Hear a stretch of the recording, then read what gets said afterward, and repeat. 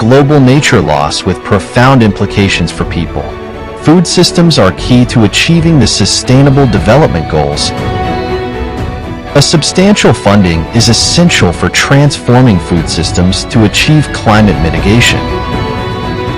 The prime mission of ADFIAP is to advance sustainable development by strengthening the development finance function in institutions, enhancing capacity of members and its human resources, and advocating development finance innovations across the Asia-Pacific. Cambodian agriculture is in the midst of a rapid transformation. This was driven by the use of new technologies and quality fertilizers, expanded irrigation, and better access to mechanized services and markets.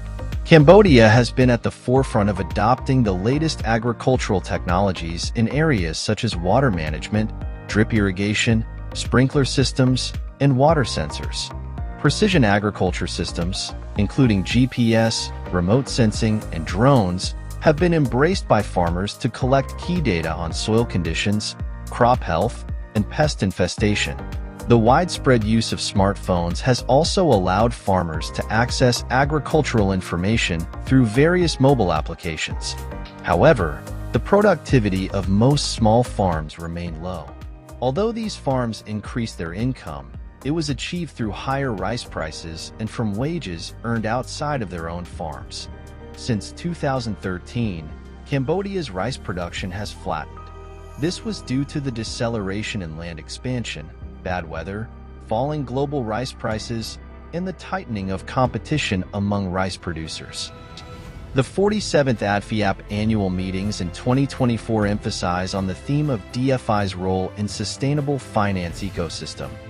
Cultivating a climate-smart and sustainable future is designed to facilitate an insightful, engaging, focused, and timely exchange of ideas, strategies, experiences, and practices in development finance, and will focus on food systems and agriculture, which are both major sources and victims of climate change.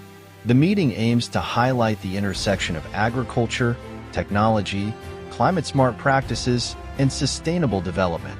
The theme encompasses the following key aspects of redefining agriculture, climate-smart practices, technology-enabled solutions or agri-fintech, sustainable development goals, partnership and collaboration in policy and investment frameworks. The theme aims to inspire dialogue, collaboration, and action among stakeholders to unlock the potential of agriculture, technology, and sustainable practices in building a climate-smart future and achieving the Sustainable Development Goals. The agenda also includes special interest sessions on Cambodia's rice sector development in serving the food security.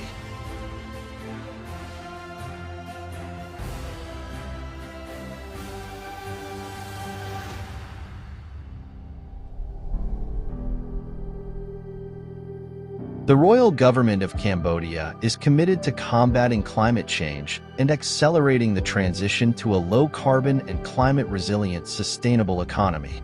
The Cambodian Climate Financing Facility Program has been approved by Green Climate Fund in March 2024 to address cross-cutting goals include accelerating implementation of the country's nationally determined commitment, scaling up climate finance, and lowering greenhouse gas emissions while boosting climate resilience. The Cambodia Climate Financing Facility Program consists of the $100 million lending facility. The CCFF will be capitalized with concessional funding from the Green Climate Fund, as well as co-financing from the Ministry of Economy and Finance and other co-financers. It will be administered by the Agricultural and Rural Development Bank, with Mekong Strategic Capital providing independent investment advisory support as the co-executing entity for the CCFF. This program provides long-term, blended climate finance to local financial institutions and private sector actors to address financial knowledge, capacity, and technology gaps hindering the uptake of targeted climate projects in Cambodia. The 47th ADFIAP annual meetings on the theme of DFI's role in sustainable finance ecosystem. Cultivating a climate-smart and sustainable future, share best practices, innovations, and solutions for enhancing the resilience and sustainability of food production and consumption. These meetings focus on the role of technology and innovation in enhancing agricultural productivity, improving food security, and promoting rural development, which are aligned national food systems and agricultural policies with climate action plans to unlock the potential of agriculture, technology, and sustainable practices in building a climate-smart future and achieving the Sustainable Development Goals.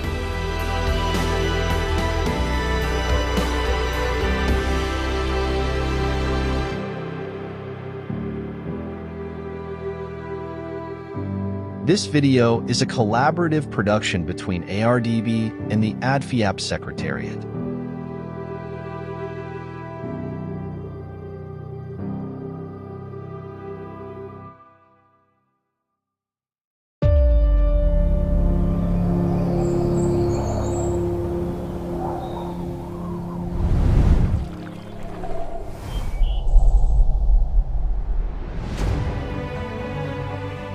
Agriculture plays a key role in global and local sustainable development. The way we produce and consume food contributes greatly to climate change. At least 1/3 of total global greenhouse emissions from human activities can be attributed to the way we produce, process, transport, and package food.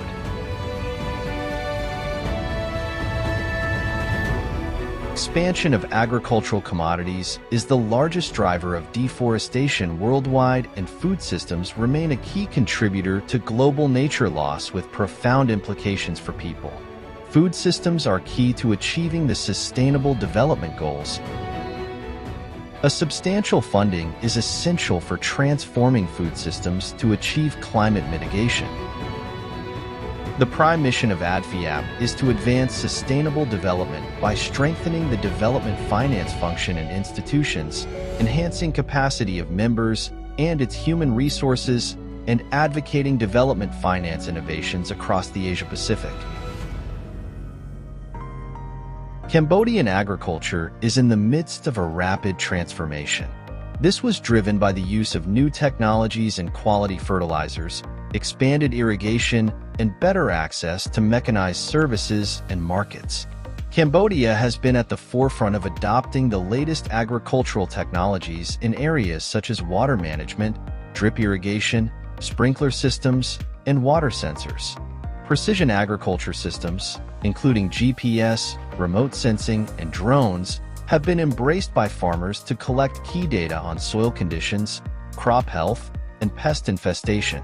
The widespread use of smartphones has also allowed farmers to access agricultural information through various mobile applications. However, the productivity of most small farms remain low. Although these farms increase their income, it was achieved through higher rice prices and from wages earned outside of their own farms. Since 2013, Cambodia's rice production has flattened. This was due to the deceleration in land expansion, bad weather, falling global rice prices, and the tightening of competition among rice producers. The 47th ADFIAP annual meetings in 2024 emphasize on the theme of DFI's role in sustainable finance ecosystem.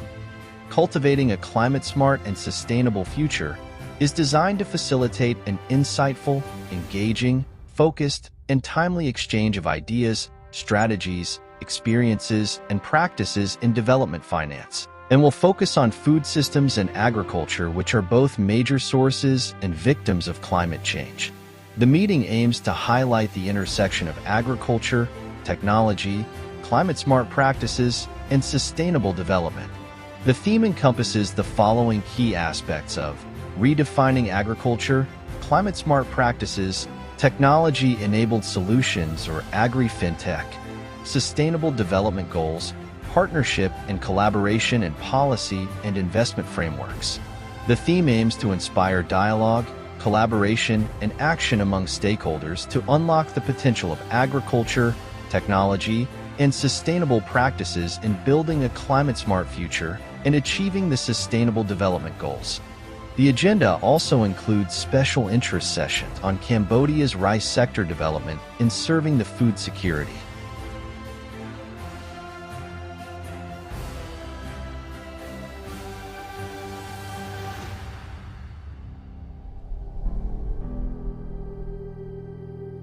The royal government of Cambodia is committed to combating climate change and accelerating the transition to a low-carbon and climate-resilient sustainable economy.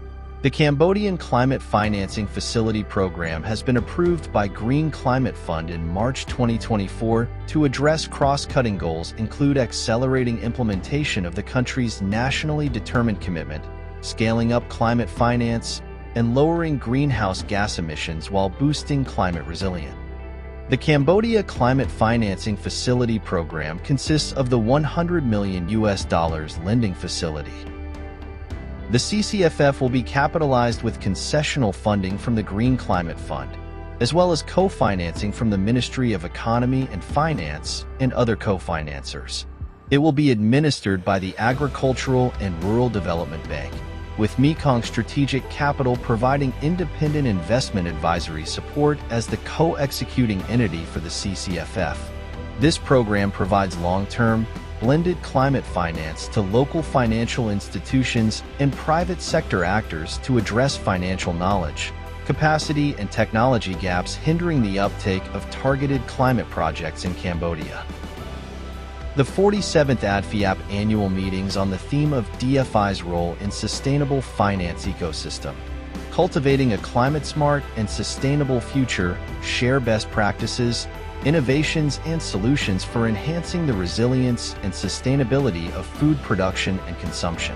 These meetings focus on the role of technology and innovation in enhancing agricultural productivity, improving food security, and promoting rural development, which are aligned national food systems and agricultural policies with climate action plans to unlock the potential of agriculture, technology, and sustainable practices in building a climate-smart future and achieving the Sustainable Development Goals.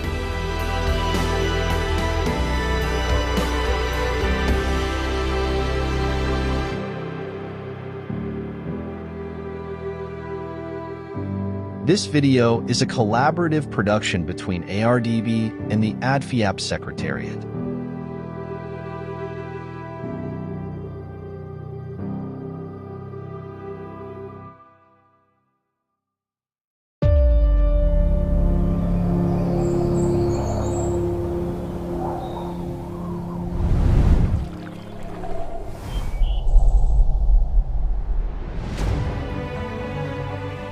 Agriculture plays a key role in global and local sustainable development.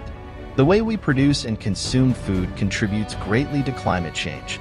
At least 1/3 of total global greenhouse emissions from human activities can be attributed to the way we produce, process, transport, and package food.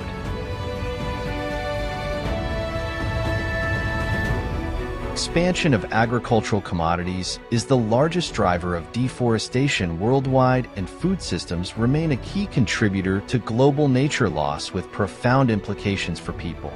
Food systems are key to achieving the Sustainable Development Goals. A substantial funding is essential for transforming food systems to achieve climate mitigation.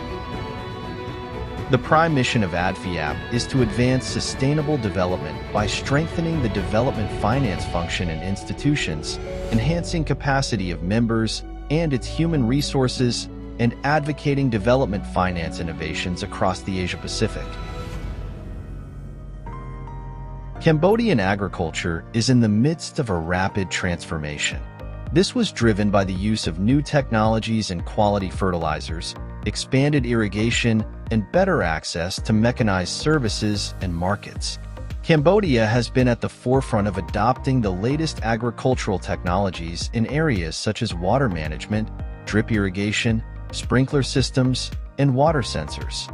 Precision agriculture systems, including GPS, remote sensing, and drones, have been embraced by farmers to collect key data on soil conditions, crop health, and pest infestation. The widespread use of smartphones has also allowed farmers to access agricultural information through various mobile applications. However, the productivity of most small farms remain low.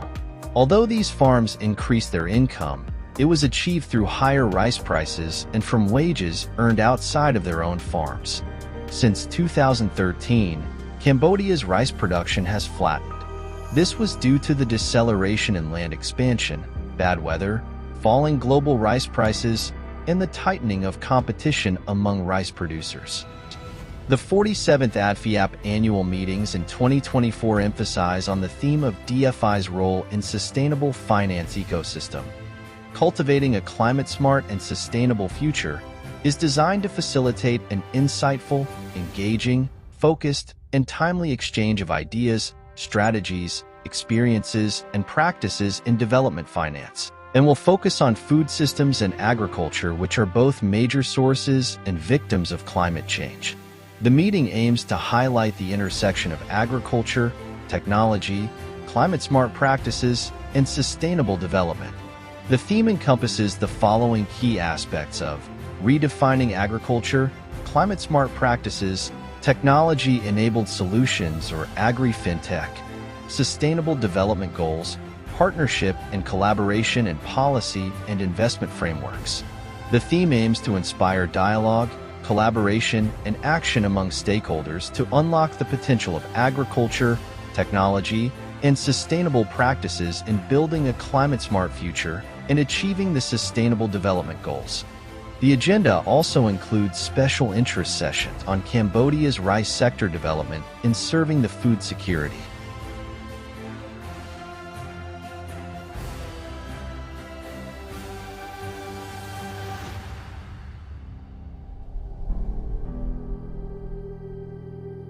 The royal government of Cambodia is committed to combating climate change and accelerating the transition to a low-carbon and climate-resilient sustainable economy.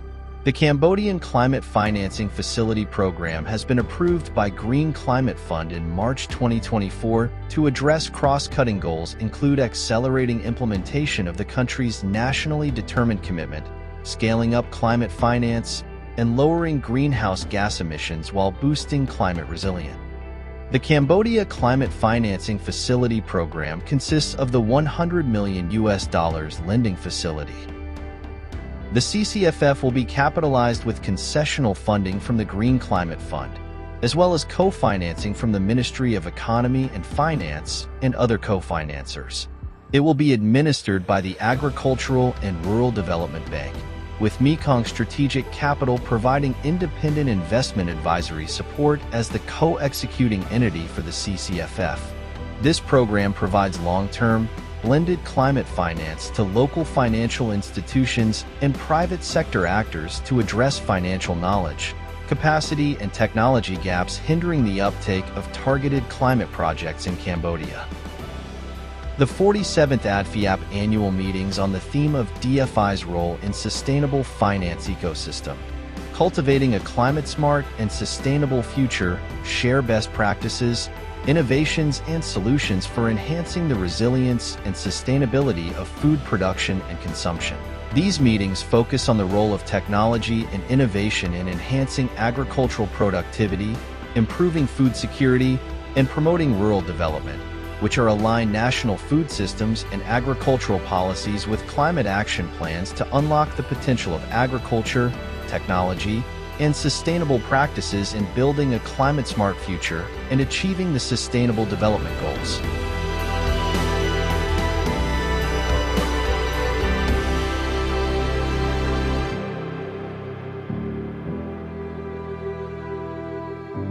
This video is a collaborative production between ARDB and the ADFIAP Secretariat.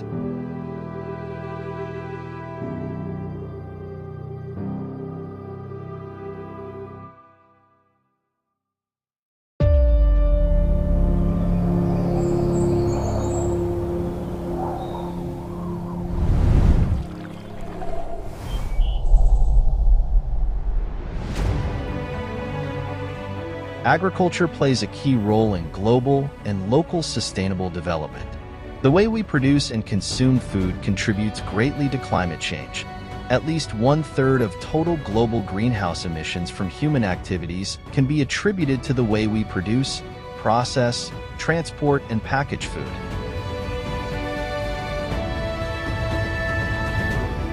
expansion of agricultural commodities is the largest driver of deforestation worldwide, and food systems remain a key contributor to global nature loss with profound implications for people. Food systems are key to achieving the Sustainable Development Goals. A substantial funding is essential for transforming food systems to achieve climate mitigation. The prime mission of ADFIAP is to advance sustainable development by strengthening the development finance function in institutions, enhancing capacity of members and its human resources, and advocating development finance innovations across the Asia-Pacific. Cambodian agriculture is in the midst of a rapid transformation. This was driven by the use of new technologies and quality fertilizers, expanded irrigation, and better access to mechanized services and markets. Cambodia has been at the forefront of adopting the latest agricultural technologies in areas such as water management, drip irrigation, sprinkler systems, and water sensors. Precision agriculture systems, including GPS, remote sensing, and drones, have been embraced by farmers to collect key data on soil conditions, crop health, and pest infestation. The widespread use of smartphones has also allowed farmers to access agricultural information through various mobile applications. However, the productivity of most small farms remain low. Although these farms increase their income, it was achieved through higher rice prices and from wages earned outside of their own farms. Since 2013, Cambodia's rice production has flattened. This was due to the deceleration in land expansion, bad weather, falling global rice prices, and the tightening of competition among rice producers. The 47th ADFIAP annual meetings in 2024 emphasize on the theme of DFI's role in sustainable finance ecosystem.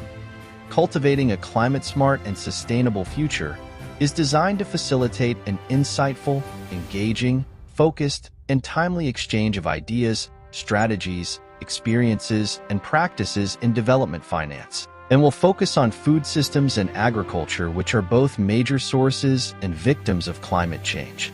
The meeting aims to highlight the intersection of agriculture, technology, climate-smart practices, and sustainable development.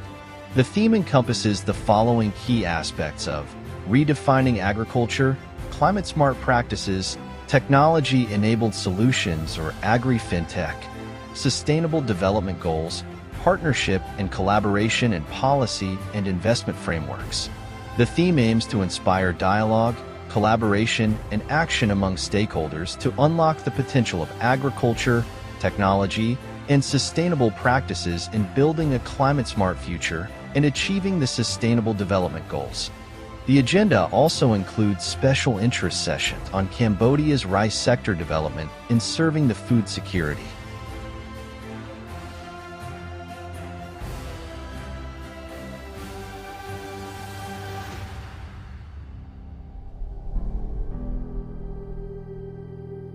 The royal government of Cambodia is committed to combating climate change and accelerating the transition to a low-carbon and climate-resilient sustainable economy.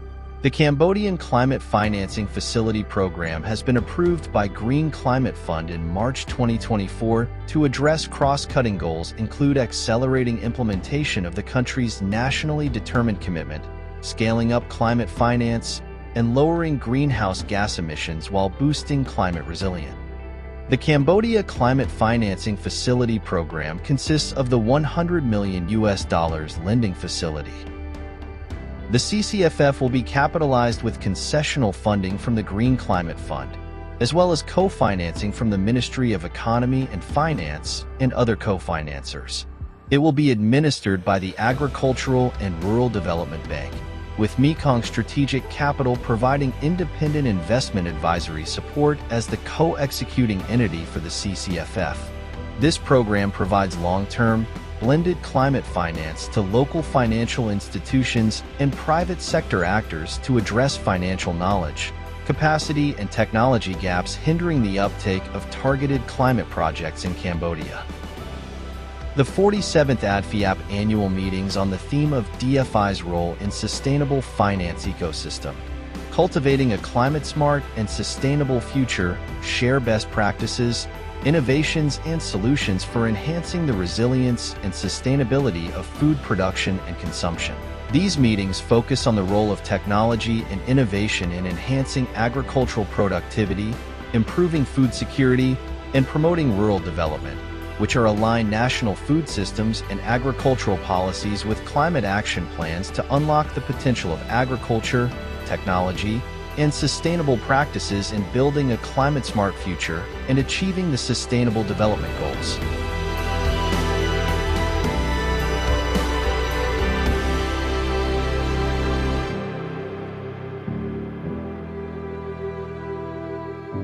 This video is a collaborative production between ARDB and the ADFIAP Secretariat.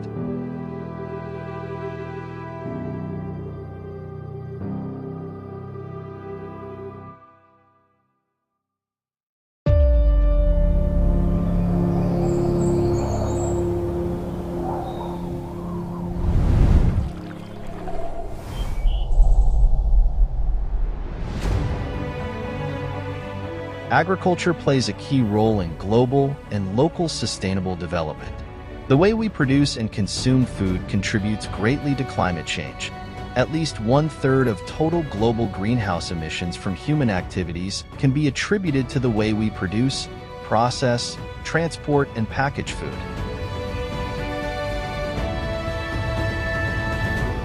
Expansion of agricultural commodities is the largest driver of deforestation worldwide, and food systems remain a key contributor to global nature loss with profound implications for people.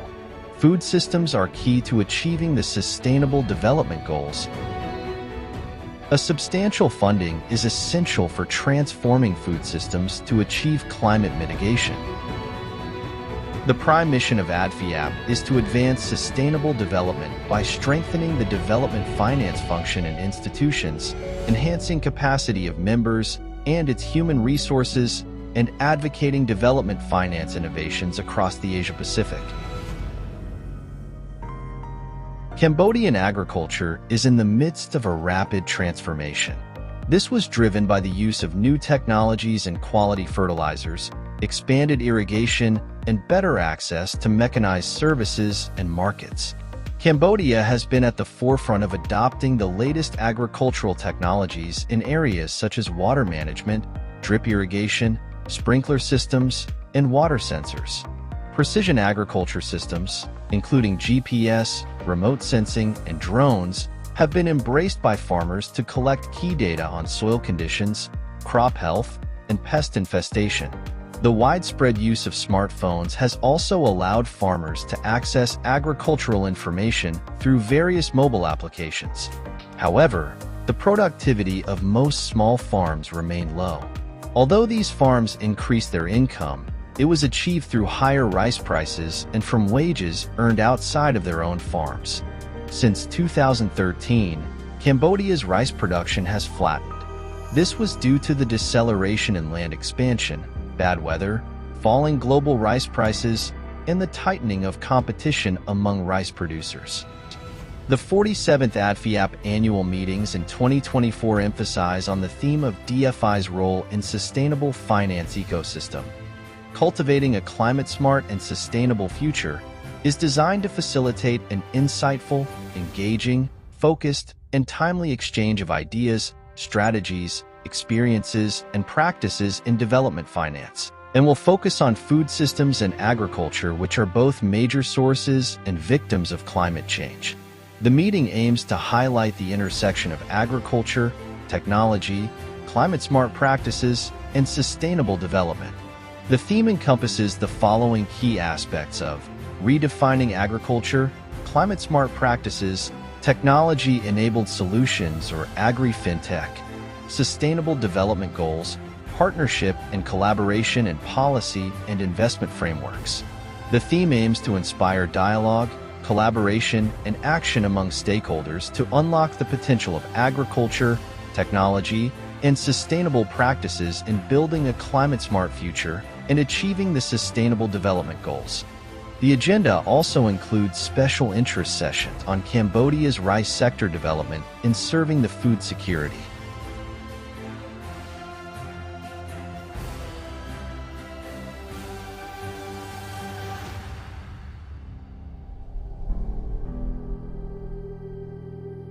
The royal government of Cambodia is committed to combating climate change and accelerating the transition to a low-carbon and climate-resilient sustainable economy. The Cambodian Climate Financing Facility Program has been approved by Green Climate Fund in March 2024 to address cross-cutting goals include accelerating implementation of the country's nationally determined commitment, scaling up climate finance, and lowering greenhouse gas emissions while boosting climate resilience. The Cambodia Climate Financing Facility Program consists of the $100 million lending facility. The CCFF will be capitalized with concessional funding from the Green Climate Fund, as well as co-financing from the Ministry of Economy and Finance and other co-financers. It will be administered by the Agricultural and Rural Development Bank, with Mekong Strategic Capital providing independent investment advisory support as the co-executing entity for the CCFF. This program provides long-term, blended climate finance to local financial institutions and private sector actors to address financial knowledge, capacity, and technology gaps hindering the uptake of targeted climate projects in Cambodia.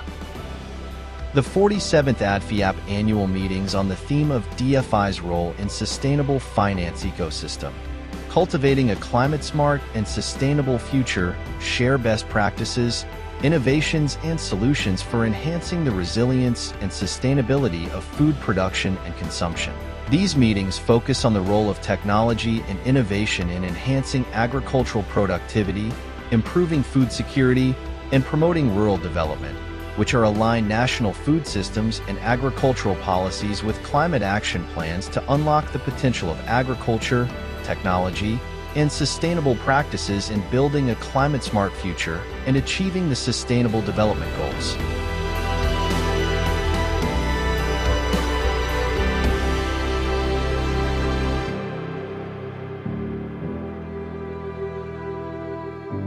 This video is a collaborative production between ARDB and the ADFIAP Secretariat.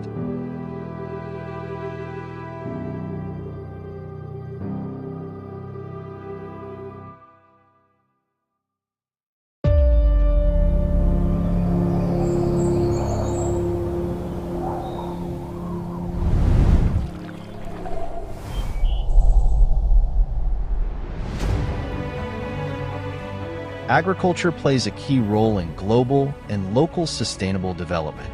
The way we produce and consume food contributes greatly to climate change. At least 1/3 of total global greenhouse emissions from human activities can be attributed to the way we produce, process, transport, and package food.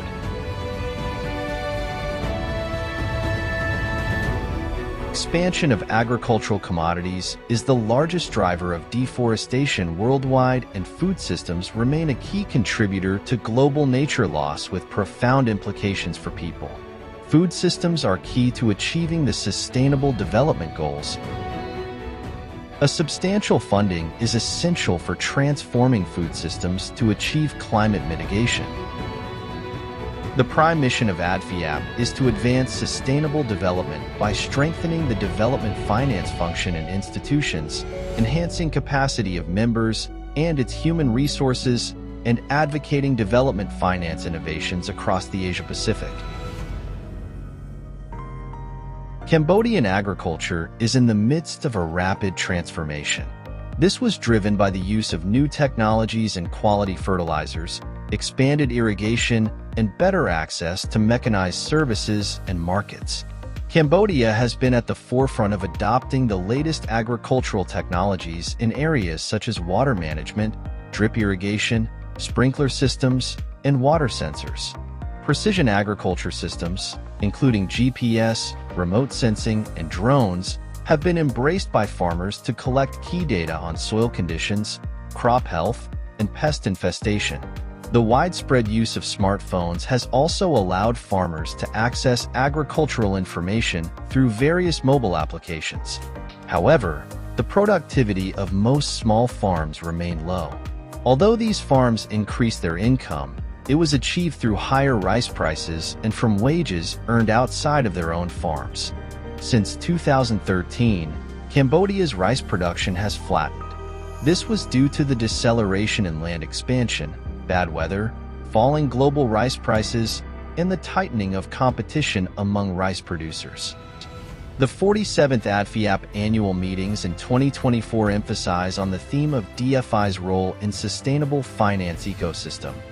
Cultivating a climate-smart and sustainable future is designed to facilitate an insightful, engaging, focused, and timely exchange of ideas, strategies, experiences, and practices in development finance, and will focus on food systems and agriculture, which are both major sources and victims of climate change.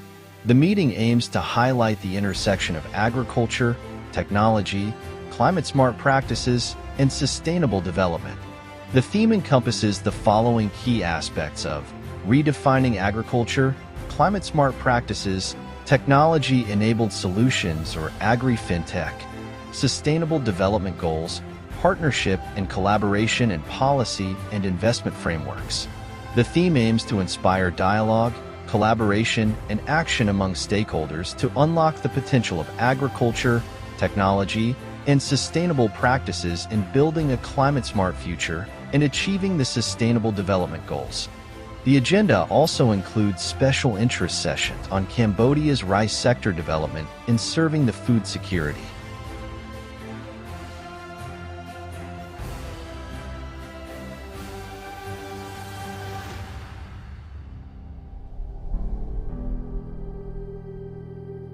The royal government of Cambodia is committed to combating climate change and accelerating the transition to a low-carbon and climate-resilient sustainable economy.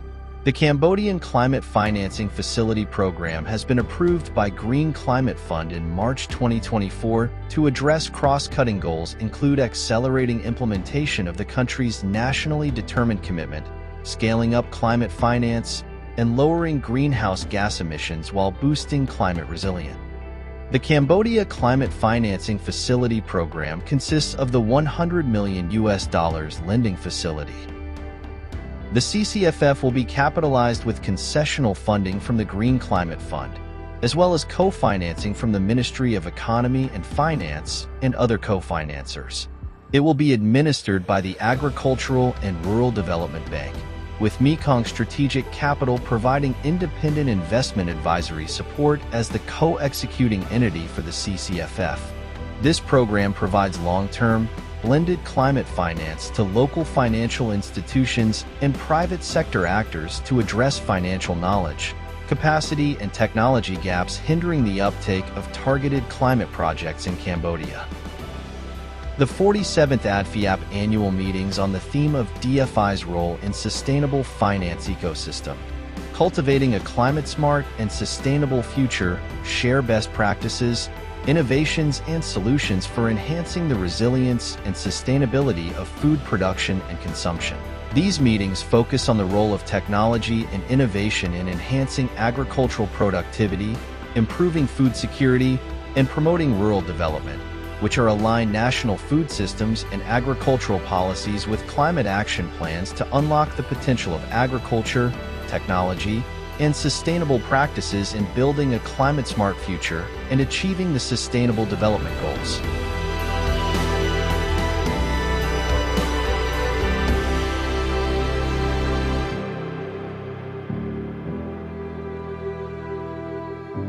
This video is a collaborative production between ARDB and the ADFIAP Secretariat.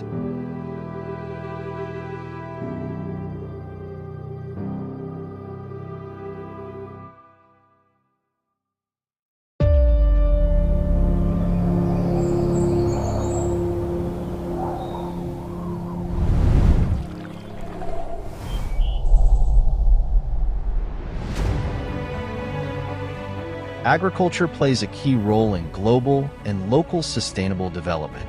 The way we produce and consume food contributes greatly to climate change. At least 1/3 of total global greenhouse emissions from human activities can be attributed to the way we produce, process, transport, and package food.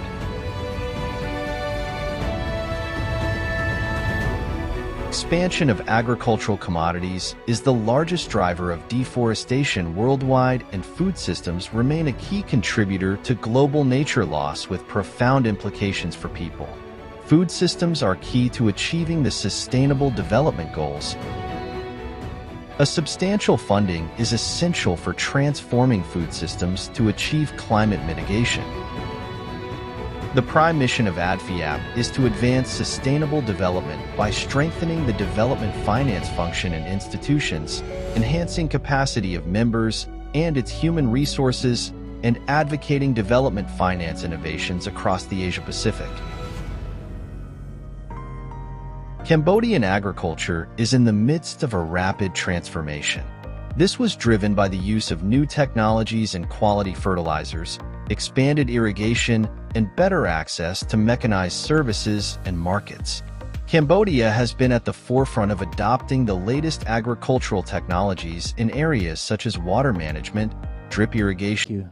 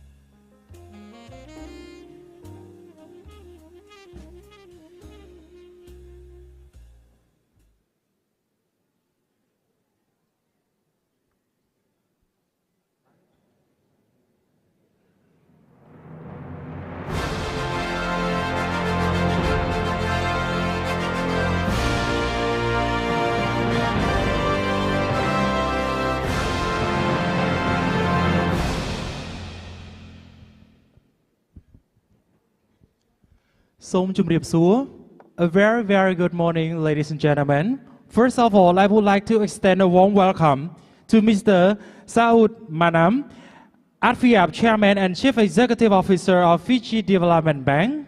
A very warm welcome to His Excellency Dr. Kauthai, Delegate of the Royal Government in charge as Chief Executive Officer, Agricultural and Rural Development Bank, ADFIAP First Vice Chairman. And welcome to all His Excellencies, Oknya, distinguished guests, delegates, ladies and gentlemen. Welcome to the 47th ADFIAP annual meetings.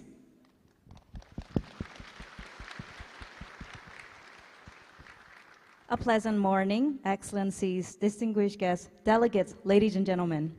I'm thrilled to welcome all of you to the 47th annual meeting of the Association of Development Financing Institutions in Asia and the Pacific.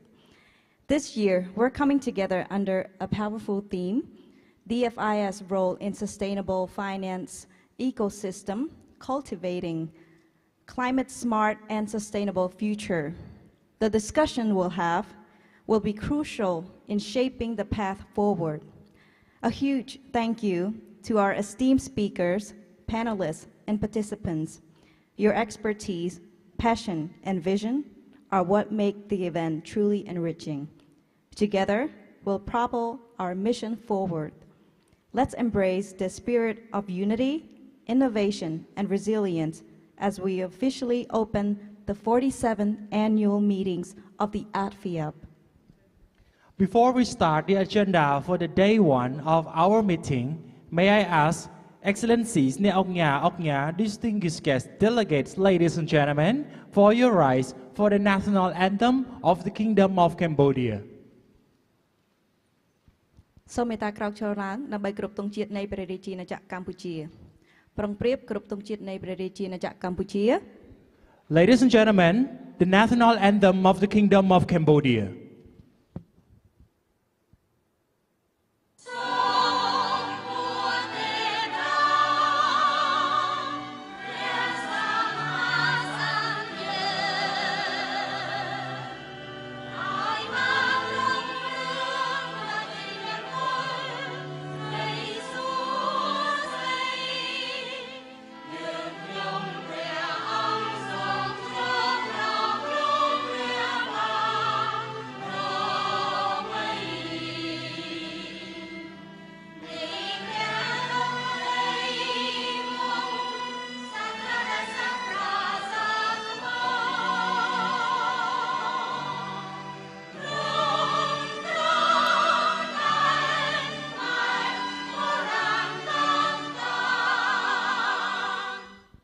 Thank you so much. Please be seated. Next, I would like to invite His Excellency Neop Nha, ladies and gentlemen, to watch our video of the 47 of ARDB annual meetings. Please enjoy.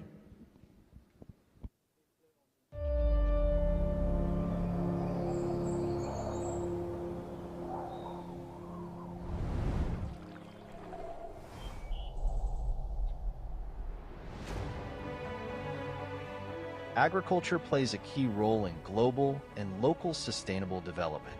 The way we produce and consume food contributes greatly to climate change. At least 1/3 of total global greenhouse emissions from human activities can be attributed to the way we produce, process, transport, and package food.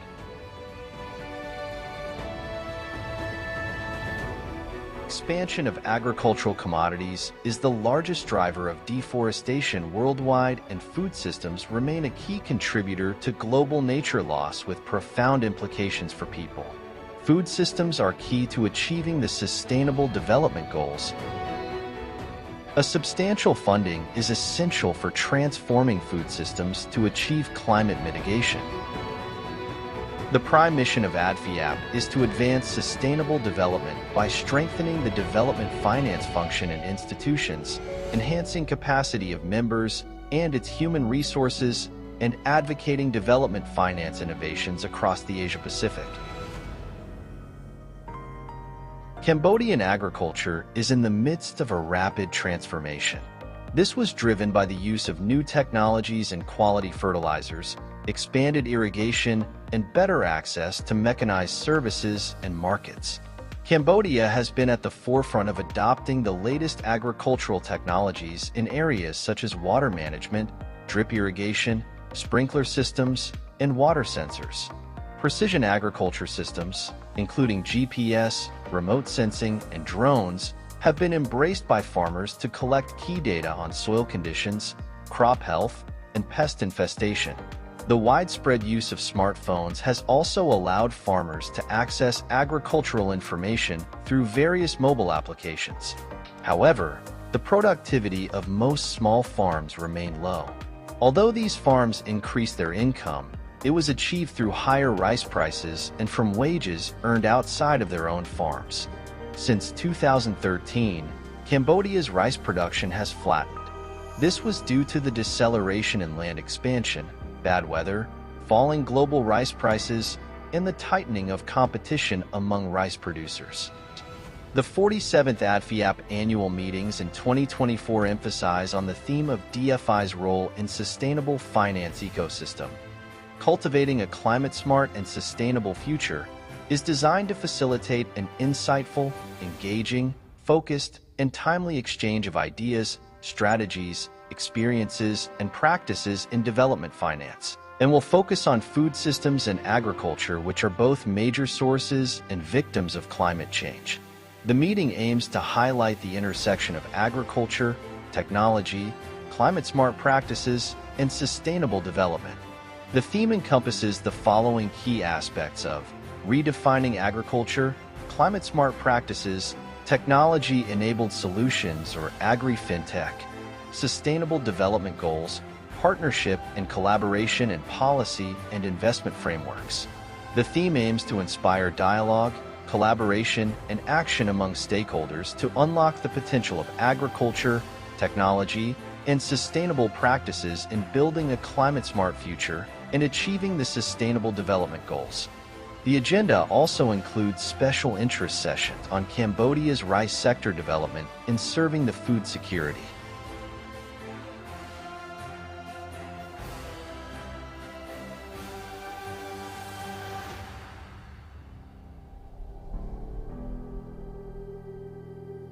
The royal government of Cambodia is committed to combating climate change and accelerating the transition to a low-carbon and climate-resilient sustainable economy.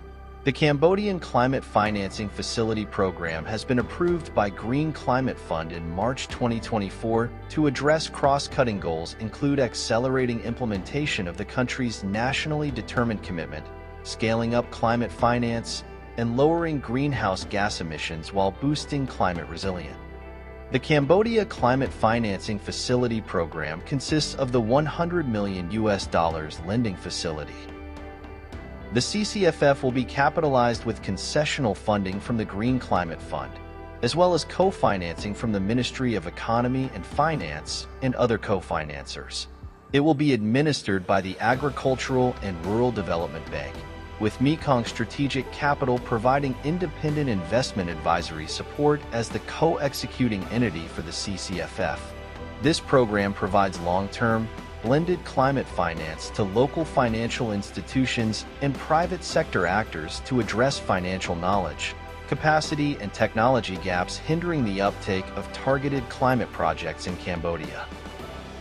The 47th ADFIAP annual meetings on the theme of DFI's role in sustainable finance ecosystem, cultivating a climate-smart and sustainable future, share best practices, innovations, and solutions for enhancing the resilience and sustainability of food production and consumption. These meetings focus on the role of technology and innovation in enhancing agricultural productivity, improving food security, and promoting rural development, which are aligned national food systems and agricultural policies with climate action plans to unlock the potential of agriculture, technology, and sustainable practices in building a climate-smart future and achieving the Sustainable Development Goals.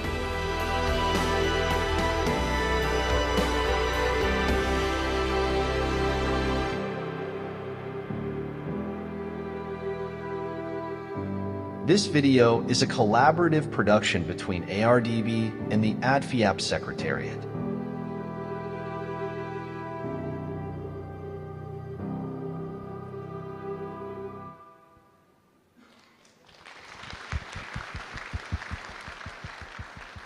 Thank you for the video. From this video, we hope all the participants will understand our focus item, the aim, and the theme of our meeting. So please feel free to express your challenge and have a full discussion during our 2 days agenda of the 47th ADFIAP annual meeting. Thank you. For the next agenda, I would like to invite Mr. Saud Minam, ADFIAP Chairman and Chief Executive Officer of Fiji Development Bank, to share his welcoming remarks. Please welcome.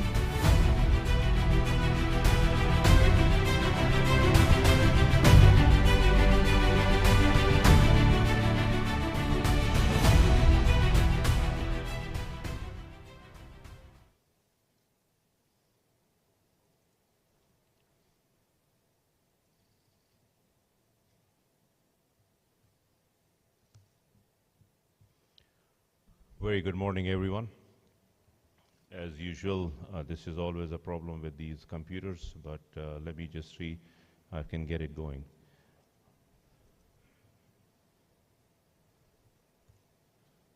Here we are.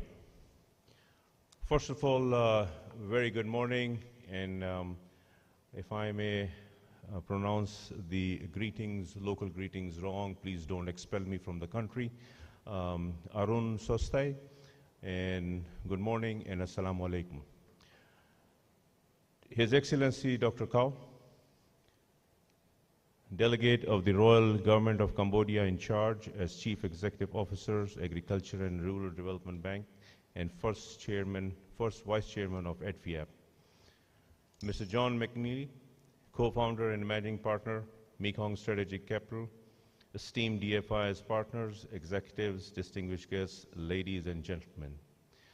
Let me begin with, as in Fiji, we always say, Bula, this welcome.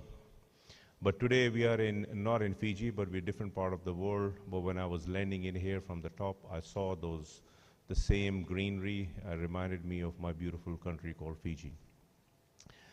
You'll be surprised to see that there are close to about 300 people sitting in this room, which, while I was having a conversation with His Excellency, I think he has restricted some of the people, otherwise we would have a convention of more than 400 people.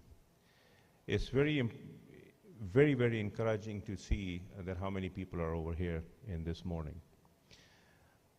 I'll take a little time in terms of trying to see if we cannot make it very serious sort of opening remark. When this morning I was getting ready, I thought that how I'm going to compete with all the good-looking men and very limited number of women sitting in this room. So if anyone understands my subtle sarcasm in this one, please understand exactly what I'm trying to say over here. So I tried to shave my head, and I did. I tried to brush my beard, which I did. So I hope that I will be able to compete with the rest of the good-looking men and very limited women in this room. While we talk about the progress, and I'll give you a little bit of my official discussion and the speech over here, I think it's very important to understand and to highlight the importance of our women in this role. I've come from different part of the world, which have lived in different parts of the world, developing part of the world, and wherever I have gone, I've actually seen the importance of women in these big roles. In Fiji, we also have same. I was actually having a conversation with one of the Pacific colleague, and we made a comment on that as well, because when you go into the Pacific Island countries on these sort of forums, you'll always find almost 50-50 in terms of the gender. So my request to not only to the participants here in this room, but also to myself as well as the board of directors for ADFIAP, that we really need to bring a lot more female and women into our board of directors as well to make sure that we have a proper representation of that other gender as well. With this, it's with the great pleasure and honor that I welcome you to the 47th ADFIAP annual meetings in beautiful city, Phnom Penh, Cambodia. This year, we gather under the theme, DFI's role in sustainable finance ecosystem, cultivating a climate-smart and sustainable future, highlighting the pivotal role that development finance institutions play in shaping a sustainable and environmentally conscious financial landscape. As we convene for this significant event at a very beautiful part of the world, we are fully aware of the pressing challenges posed by climate change and the urgent need for sustainable solutions. We all are representing our countries and our institutions today. Let's not forget the people who are suffering across the globe through natural disasters. The 47th ADFIAP annual meeting will serve as a platform in-depth discussion, knowledge sharing, and collaborative efforts aimed at addressing these challenges head-on. We do not have a magic wand which can solve everyone's problem. However, we work as a team. We understand each other's problems and try to solve through baby steps. Let me take this opportunity to highlight the Environment Ministry of Cambodia. Last year, they rolled out the 5-year Partnership for Action on Green Economy. That's called PAGE Cambodia. in an affirmation of the Kingdom's commitment towards sustainability and inclusivity in economic growth. In the wake of COP28, where global leaders have come together to set ambitious targets and commitments to combat climate change, our discussions here will be crucial in translating those agreements into actionable strategies. The highlights and challenges outlined in the COP28 will guide our conversations, inspiring us to innovate, collaborate, and drive meaningful change in our respective spheres of influence. Furthermore, we are committed to aligning our discussions with priorities and goals outlined in the COP28 as we understand the critical importance of fostering a climate-smart and sustainable future for generations to come. Through our collective expertise, innovative ideas, and shared dedication to sustainable finance, we aim to make meaningful contribution towards a more resilient and environmentally responsible global economy. I'm confident that the next few days will be filled with insightful conversations, valuable networking opportunities, and impactful initiatives that will propel us toward a more sustainable future. Together, we can make a difference, create a positive change, and pave the way for a brighter tomorrow. Let's make the world better together. Once again, welcome to the 47th ADFIAP annual meetings. May our time together be fruitful, inspiring, and instrumental in shaping our sustainable world for all. Thank you, Vinaka, and very good morning to you all again. Vinaka, thank you.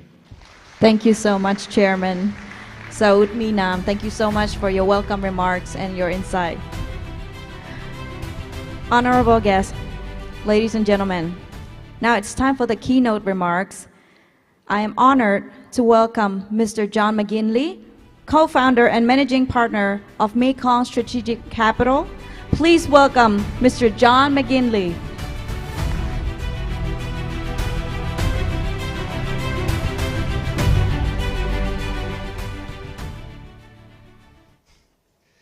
Good morning. Thank you, Excellencies, ladies and gentlemen, and distinguished guests. It's a great pleasure and honor for me to be invited here today to deliver some brief remarks and share my thoughts on development banks and the critical and catalytic role they can play towards scaling up the availability of finance, in particular, targeted, sustainable, and climate-oriented outcomes. My name is John McGinley, as mentioned. I'm the managing partner of Mekong Strategic Capital. We're an investment and advisory firm, and I've been based in Cambodia since 2002, and we established our firm just over 10 years ago here in Phnom Penh, and we now operate regionally.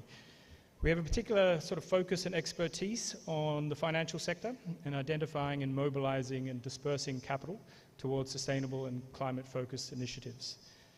Today, I would like to briefly highlight a recent achievement where we had the privilege of supporting Cambodia, and more specifically the ARDB, to successfully secure, as mentioned, a $100 million financing and investment commitment from the Green Climate Fund.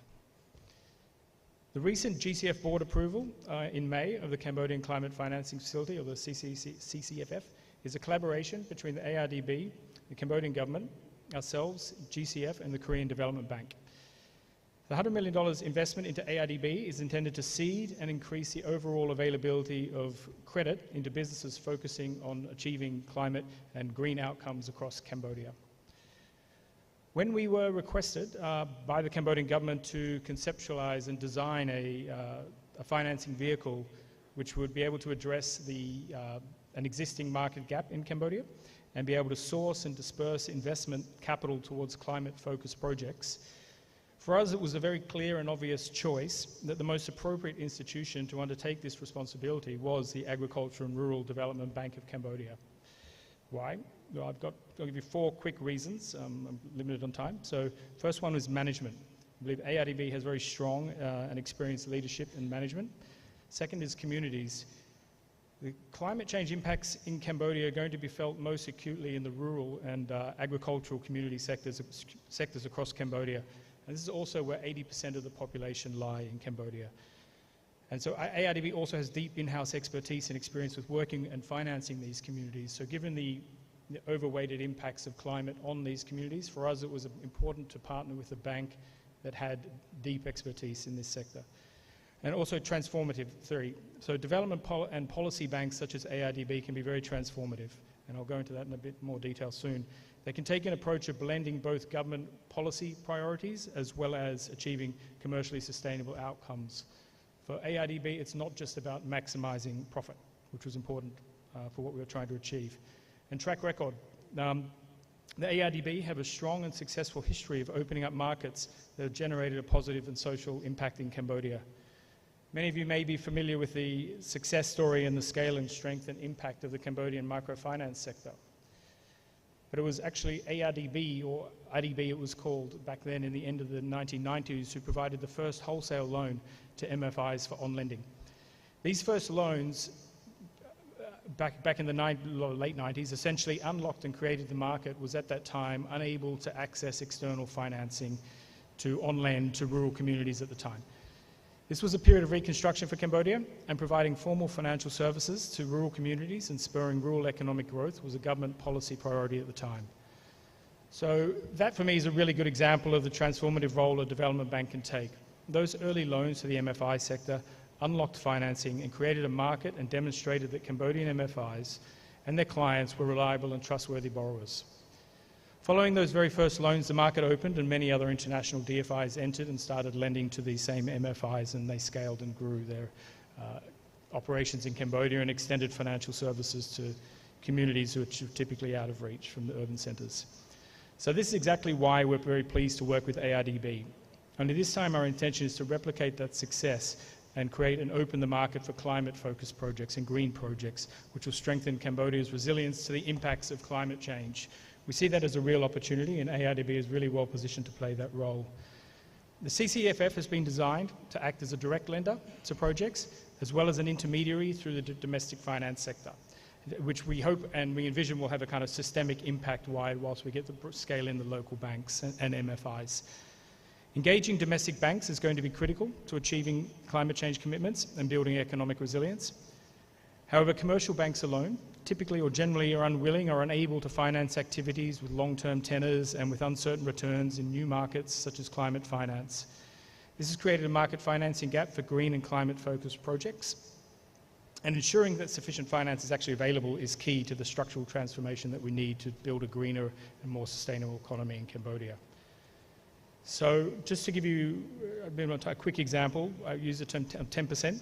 So for Cambodia to achieve the $8 billion it's required to finance their international finance commitments for climate under the Paris Agreement or their NDCs, it would essentially require over time that 10% of the domestic banking system's portfolio assets were allocated to green or climate-focused loans. And we think over time this is a very achievable target. For Vietnam, it's around 10.5%, Thailand 12%, the Philippines 13%, as well as if you kind of take into effect the deeper green bond markets in those countries. So this urgent, constant pondering question around where's the money going to come from to respond to climate finance emergency and the impacts of climate change exists. So this question of where is the money for us, it's clear. A lot of it sits in domestic bank balance sheets across these countries. But the trick is how to unlock and redirect those capital flows. Aligning local bank balance sheets and portfolios with national climate policies and goals would be a good thing. And this is exactly where I feel is a great opportunity for development banks to take on a leading role. They can use their neutral position and to be highly catalytic and transformative and crowd in other commercial banks and to drive stronger systemic impact and responses.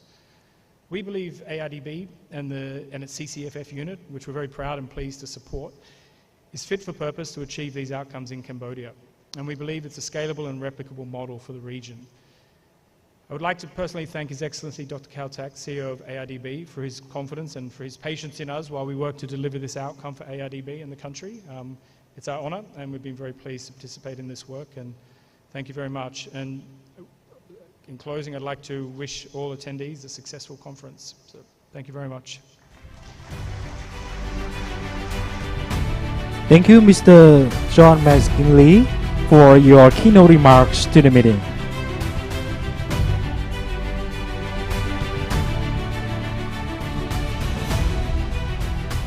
Dear participant, now we have another inspirational message from our speaker. Unfortunately, she cannot join us in person. But unfortunately now, we are going to play a video of her inspirational message. Now, please take a look to our screen on the stage. Our inspirational message from Ms. Malfada Dotti, Executive Director of the Green Climate Fund, to the meeting. Thank you.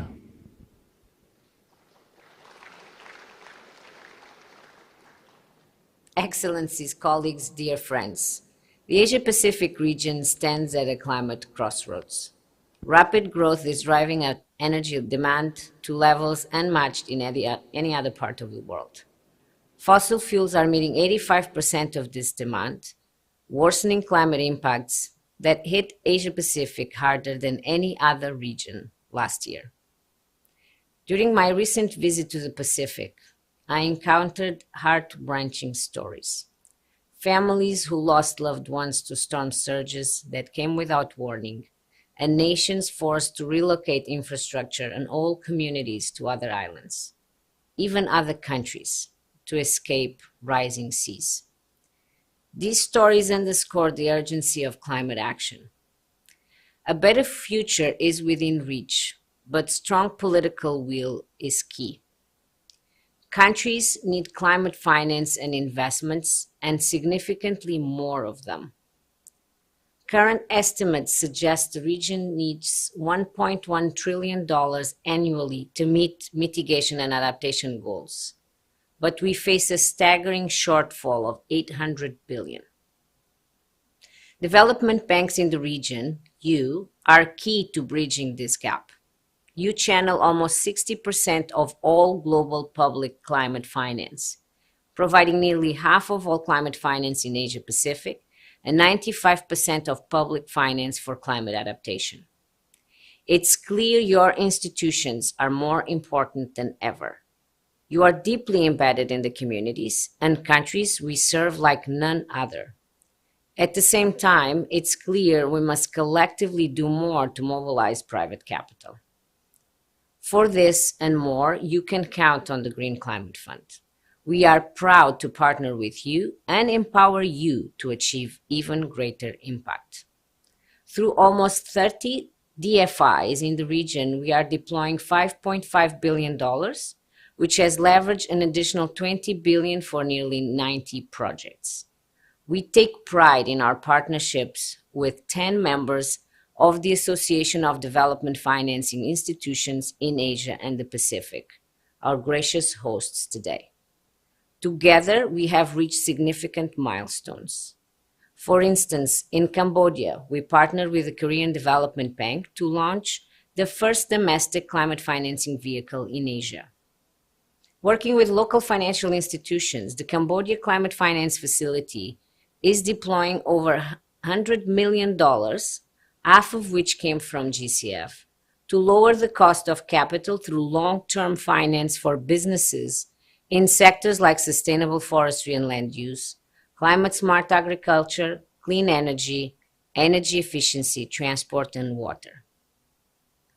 Meanwhile, in Fiji, our partnership with the Fiji Development Bank has led to the creation of a new loan facility that is supporting hybrid solar system, poised to transform the energy landscape on one of Fiji's most remote islands, bringing the clean energy mix from 0 to 90%. This is just a fraction of our joint portfolio, and it's only the beginning. We want to expand our work with DFIs and local institutions, including those who have not yet benefited from GCF support.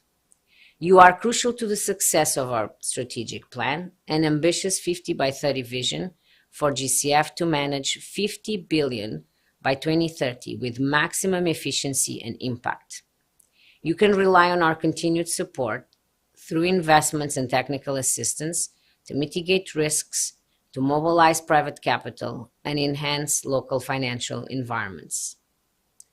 Rest assured, we've also heard your calls for greater impact and efficiency. We are accelerating reforms to be fit for purpose and your best partner for transformative climate action. We can rise to this occasion. Let us tackle the challenges of today and secure the communities and economies of tomorrow in the Asia-Pacific region. Thank you. Thank you so much to Ms. Mafalda for her inspirational message. Ladies and gentlemen, today we are delighted to have His Excellency Dr. Cao Thach as a delegate for the Royal Government in charge as Chief Executive Officer of Agriculture and Rural Development Bank and ARDB First Vice Chairman. So please join me and welcome His Excellency Dr. Cao Thach for his welcome remark.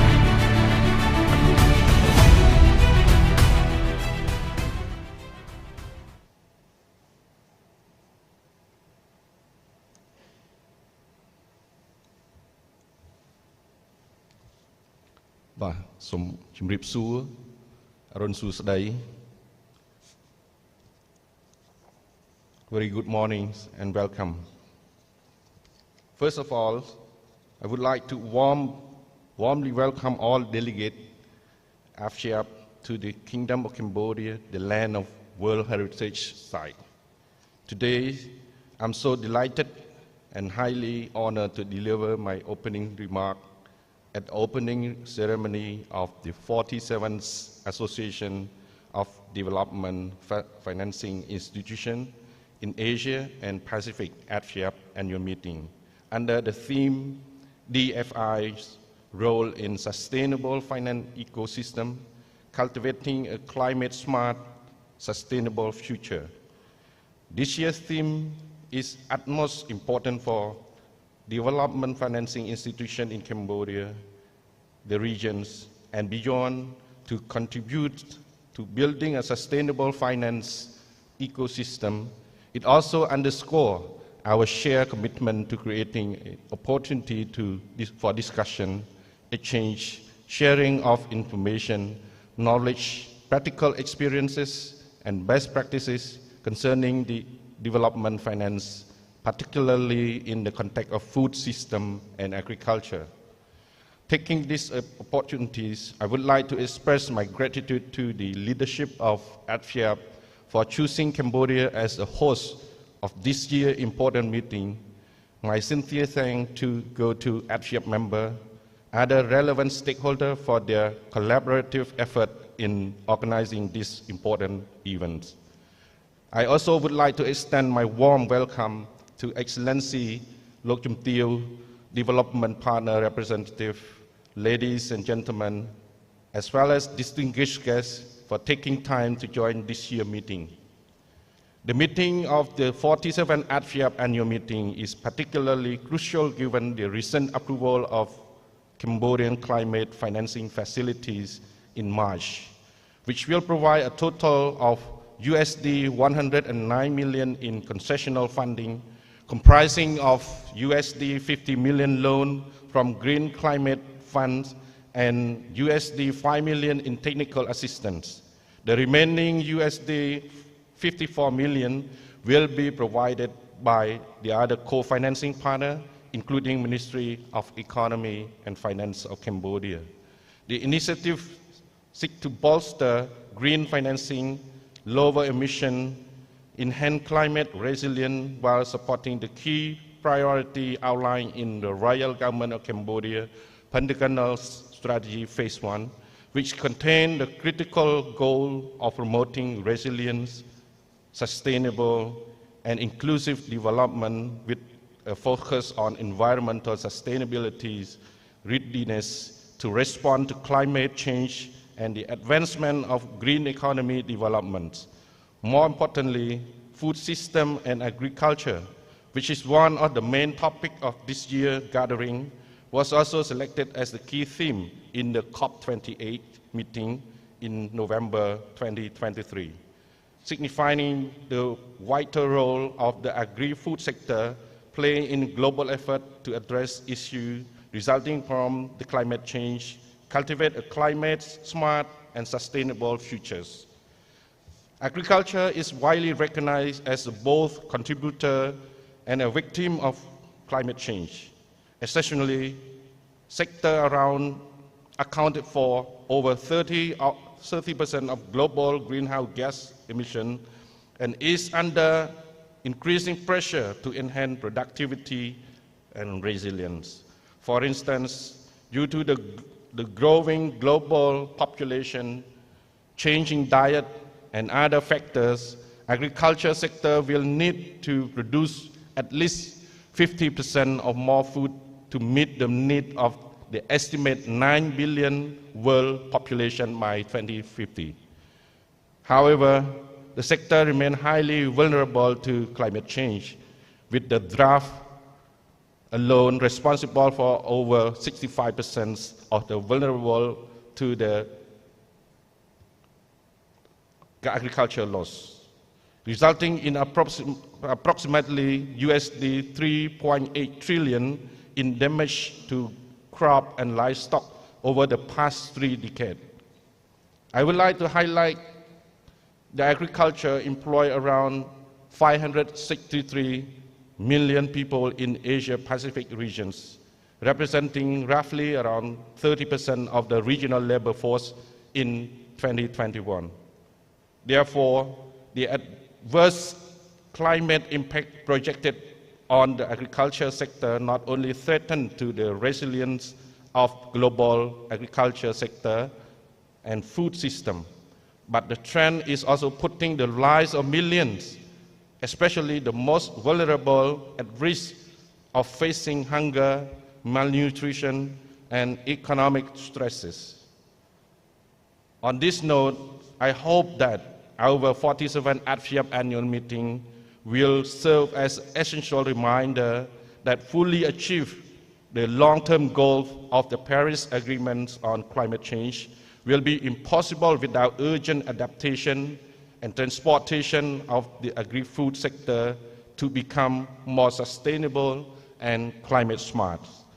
Ladies and distinguished guests, ladies and gentlemen, I would like to emphasize the critical need to address the financing gap for sustainable development, particularly in developing countries.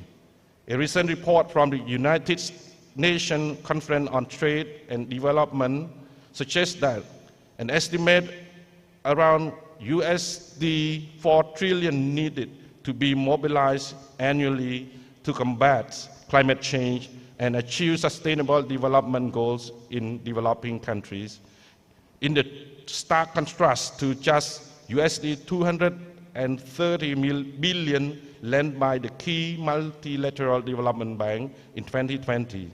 This significant gap requires our collective effort to be doubled in order to strengthen and expand collaboration among relevant stakeholders to address the critical global issue.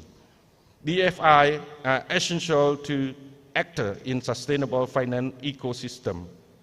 Globally, 527 public development banks and DFI across 150 countries collectively hold impressive assets totaling USD 18.7 trillion and are responsible for around 10% of total global investment.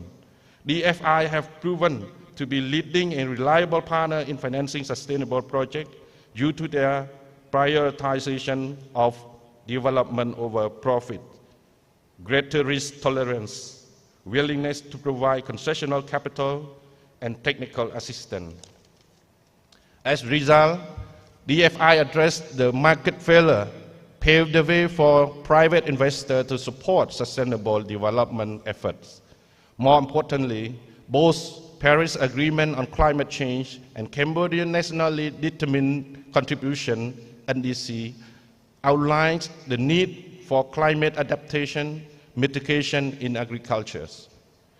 Evidently, studies have shown that the limiting global average temperature rise to 2 degrees Celsius or below will be impossible without reducing emission in agriculture. Nevertheless, progress has been slow. Climate finance invest in agri-food system represented just 4.3% of total climate finance tracked at the project level in 2019 and 2020, with the annual average of 28.5 billion USD. This is of particular concern for some least developed countries where agriculture contributes to more than 25% of their GDP. But food importing nations will also experience heightened food price, food insecurities. Therefore, public funder, private investor have a unique opportunity to close the green finance gap while making agriculture a critical component of the climate solution. As for this meeting will highlight DFI have an essential role in transforming agriculture sector to meet sustainable development goals. In 2019 and 2020, the public sector emerged as the primary source of climate finance for agri-food industry, providing 85% of the total funding. DFI also contribute to 12.5 billion USD, or around 50% of the total public climate finance for industry. On the other hand, private resources accounted for only 12%, around 3.29 billion of total climate finance for agri-food sector. This figure reflects the critical role of this institution in facilitating access to green finance in agri-food sector, contrasting with ongoing trend other industry, including energy, where public funding constitutes just 33% during the same periods. Therefore, to continue support the DFI's effort in bridging the financing gap, encourage more investors to extend their green credit to agri-food sector, I call all relevant stakeholders to pay more attention to addressing key barriers being faced by the DFI and the other financing institutions. Notably, challenge faced by the DFI in providing development and green finance to agri-food sector includes: 1. Navigating complex regulatory environment and the lack of supportive policy that incentivize green investment in agriculture. 2. The shortage of tailored financial product for agriculture sector, along with the inadequate alternative collateral instruments to mitigate risks associated with the agriculture, such as agricultural insurance and guarantee. 3. The lack of accurate data on emission, environmental impact, and sustainability practices in the agriculture, and complicating effort to assess the performance of agricultural projects and make investment decisions.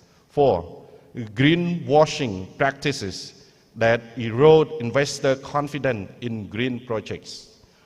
5th, limited knowledge and capacity among farmers and agricultural SME to recognize risk, adopt technology, implement food agricultural practices. And 6, a lack of understanding among financial institutions about the agri-food industry, resulting in failure to undertake detailed diagnostic to identify risk, high-risk assessment, and request for collateral. To serve as an input for this discussion of our 47th ARDB annual meeting, I would like to highlight some best practices in some countries in green finance and climate-smart agriculture domains. India has made a significant stride in promoting innovation surrounding climate finance model in agriculture sector, including weather-based crop insurance, warehouse receipts. In China, the Agricultural Bank of China has established a comprehensive system of green financial products and services, including green credit tailored to the need of stakeholders in agriculture sector, green bonds to fund projects addressing the climate change. Meanwhile, climate smart agriculture technology has also attracted investment, as evident in the drip irrigation, smart irrigation system used in Cambodia, India, and other nations worldwide. These innovations not only contribute to the climate adaptation and mitigation effort, but also improve agricultural productivities. On the public-private partnership fronts, the Sustainable Rice Landscape Initiative, SRLI, serves as the great example of collective effort to promote sustainable agriculture. The initiative was launched in 2018 by a consortium of public, private, and civil society partners, and it is now being implemented in South Asia and Southeast Asia. Through the policy support, finance, and knowledge exchange and the use of technology, the initiative aims to reduce the environmental impact of rice production, restore degraded land, increase food securities. These are just a few many examples of best practices that can offer invaluable lessons learned into approach to close the financing gap, create investment opportunity, promote sustainable agriculture. I hope our 47th ARDB annual meeting will dive deeper into the matter and foster cooperation, partnership aimed at closing the financing gap. Excellency, distinguished guests, ladies and gentlemen, Cambodia is known for being a small country with a big heart, but we are also known as for harboring big ambition, especially in climate adaptation, agricultural development domains. Under the sagacious leadership of Samdech Akya Mahasenapati Techo Hun Sen, former Prime Minister of Kingdom of Cambodia, the nation demonstrates a long-standing political will and commitment to respond to the climate change, as evident in number of national strategy and policy, including Rectangular Strategy Phase 4. Cambodia has also ratified the United Nations Framework Convention on Climate Change in 1995 and the Paris Agreement on Climate Change in 2017. In 2020, the Kingdom updated its nationally determined contribution NDC, increasing its mitigation ambition, including new mitigation targets in agriculture sector. In 2021, Cambodia became the first country in ASEAN to submit a long-term strategy for carbon neutrality, LTS4CN, with the target of achieving carbon neutrality by 2050. Economic analysis show that investment to be made under the strategy can potentially create 449,000 more jobs and delivers additional 2.8% of annual GDP growth by 2050 for the kingdom. These commitments remain under the Royal Government of Cambodia's 7th Legislature of National Assembly, led by the visionary, vigorous Samdech Mahabawar Thupadai Hun Manet, Prime Minister of the Kingdom of Cambodia. Most notably, environmental sustainability ambition, climate change preparedness, the promotion of green economy are mentioned in the strategic Pentagon 4 Sci-Fi of the Pentagonal Strategy Phase 1 of the Royal Government of Cambodia. On the other hand, as a critical producer, exporters, agricultural product, Cambodia is committed to transforming the agriculture sector to become more modernized, productive, climate resilient. Notably, agriculture has been identified as one of the key priorities to attain resilient, sustainable, and inclusive development within the Pentagonal Strategy Phase 1. Moreover, the Royal Government of Cambodia introduced the National Agriculture Development Policy NADP 2022 to 2030 to facilitate the development of modern, sustainable food system by modernizing and commercializing the agricultural value chains, promoting public and private investment in the agriculture sector, improving resilience to climate change, strengthening institutional management, regulatory reform. The Agri-Tech Roadmap was also introduced to identify strategic products and services to modernize the agriculture. This priority perfectly align with this year's AFCIAP annual meeting key theme. And I'm hopeful that local and international experts will be able to share experiences and best practices to improve access to green finance, to contribute to advancement of the global green agenda. In alignment with the Royal Government of Cambodia's strategy and policy, ARDB actively promotes access to sustainable development finance. ARDB has cooperated with the national and international partners to reflect the sustainable development goals in its own objective.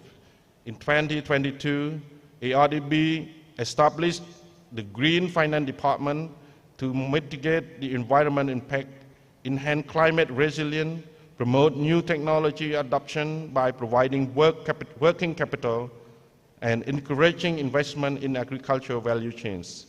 As March of 2024, ARDB loan portfolio reached around 431 million USD, with the 18 million USD being green loan, supporting projects related to the rice sector, safe vegetable, irrigation system, and greenhouse. More importantly, ARDB has also green cooperating with the Green Climate Funds and other development partners to provide green loan through the Cambodian Climate Financing Facility, CCFF, aimed to facilitating Cambodian green economy transitions. This achievement demonstrates the demand for green credit and ARDB potential to act as a key financial intermediary for expanding access to green finance. In this connection, ARDB will continue working with the local international development partner to mobilize funds for green projects in agriculture and achieve many of its goals, including becoming an accredited entity to access green climate funds directly, transforming into a national climate bank in the future. Ladies, Excellency, ladies and gentlemen, during the 3-day meeting, Excellency, distinguished guests, ladies and gentlemen, will exchange ideas, strategy, experience, and best practices concerning the role of DFI in the sustainable finance ecosystem and the essence of innovation, agricultural transformation, including climate-smart practices and technology-enabled solutions such as agri-fintechs. Our meeting will also provide a platform to learn about successful partnership model and best practices to promote enabling policy environments and investment framework to foster innovation, attract private sector investment, and facilitate technology transfer in agriculture sector. More importantly, our Cambodian experts will also share the opportunity and challenges in Cambodian rice sector and its role in securing food securities. I wish to emphasize that Cambodia's remarkable progress and achievement have been attributed partly to bilateral, multilateral development partners, including DFI, which have supported the country's effort to promote sustainable development.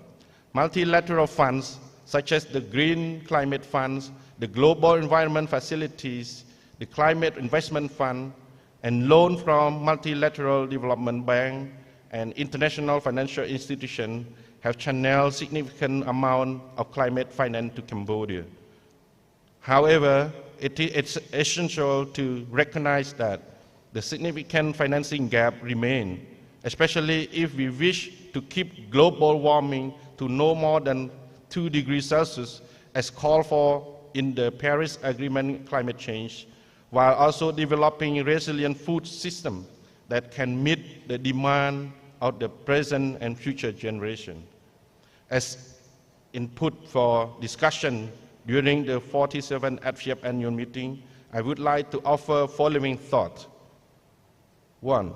I call upon all AFCEAP members to continue working toward closing the green financing gap, particularly in countries with the limited resources and high vulnerability to climate change, expanding the provision of technical assistance, capacity development opportunity to members and key financial intermediaries, including agricultural bank and microfinance institutions, and creating more avenues to exchange knowledge, facilitate technologies transfer, strengthen cooperation in financial sector. I urge all national and international DFI and relevant stakeholders in the private sector to integrate environmental, social, and governance consideration to their investment decision-making process and risk management frameworks, and continuously improve their system and processes for calibrating the ESG-related risk. 3. I hope to see a coordinated efforts among relevant stakeholders at the national and regional level to define green finance for agri-food sector, promote understanding and concerning sustainable food system and agriculture, and establish clear framework and regulation for green finance in the agri-food sector to reduce the incidence of the greenwashing and offer guidelines for financial institutions to integrate ESG consideration and assess the risk of projects in agri-food sector. 4. National and international DFIs and other relevant stakeholders in the public and private sector should provide more support to encourage the provision of green finance for various green projects. 5. I encourage all national and international DFIs to consider pilot test innovative financial instruments, including debt for nature swap, to close the financing gap and address the concern over increasing debt burden. 6. National and international DFI should explore blended finance which combines different de-risking instruments, including grants, guarantee, and insurance to reduce risk for financing agribusiness. 7. I call upon the government of the AFCEAP member to provide necessary support to the banking and financial sector to develop and pilot test green finance instruments and services that cater the need of the agri-food sector and consider introducing green guarantee program as a credit enhancement tool and innovative green insurance mechanism such as climate risk insurance in agriculture. 8. I appeal to the government of the AFCEAP member to consider establishing a dedicated green finance funds at the national level that work in the tandem with global green funds and support green investment aimed at promoting sustainable food production.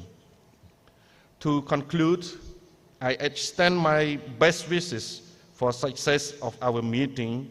I hope that our 47th AFCEAP annual meeting will proceed smoothly, achieve a significant success, yield a fruitful outcome.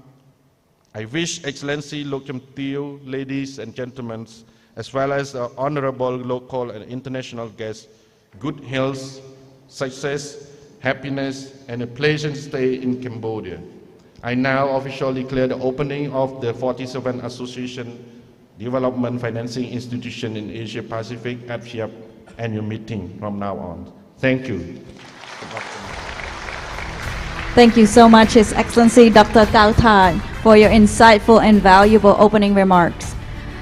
សូមអាដាមរក្សាវត្តមាននៅលើវេទិកាសិនអាដាម ចាស្ដើម្បីយើងថតរូបជាមួយនឹងគណៈអធិបតីជួរខាងមុខចាដូចនេះនេះខ្ញុំសូមគោរពអញ្ជើញអាដាមអតីតកៅថាចាជាមួយនឹងគណៈអធិបតីជួរខាងមុខ Ladies and gentlemen on the front row, may I please invite you for a one photo session at the opening. Please welcome to the stage. So again, now we would like to invite His Excellency Dr. Kautaj, Mr. Saud Minam, and all the board of directors, and ladies and gentlemen at the front row to join on stage for the group photo session for the opening ceremony of our annual meeting. Thank you.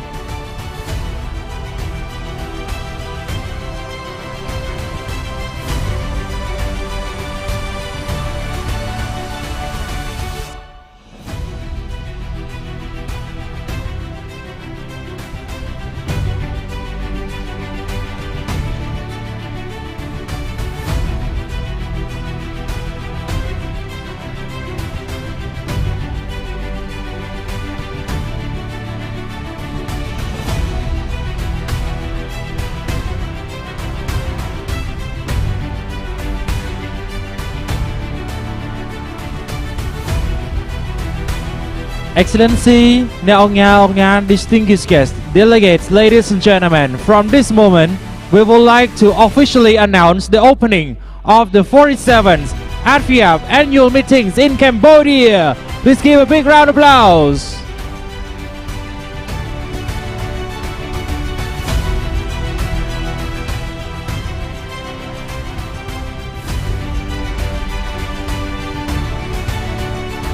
Thank you, His Excellency Doctor, and ladies and gentlemen of Board of Directors. You may return to your seat and we will continue to the next agenda. Thank you.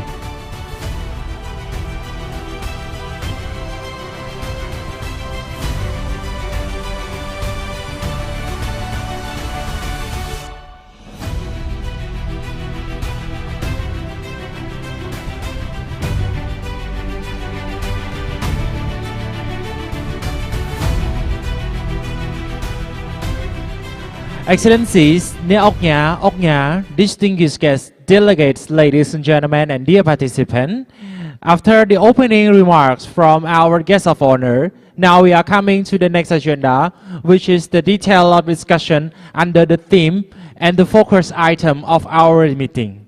Up next, we are going to start the first session of special interest, which will be shared by our speakers.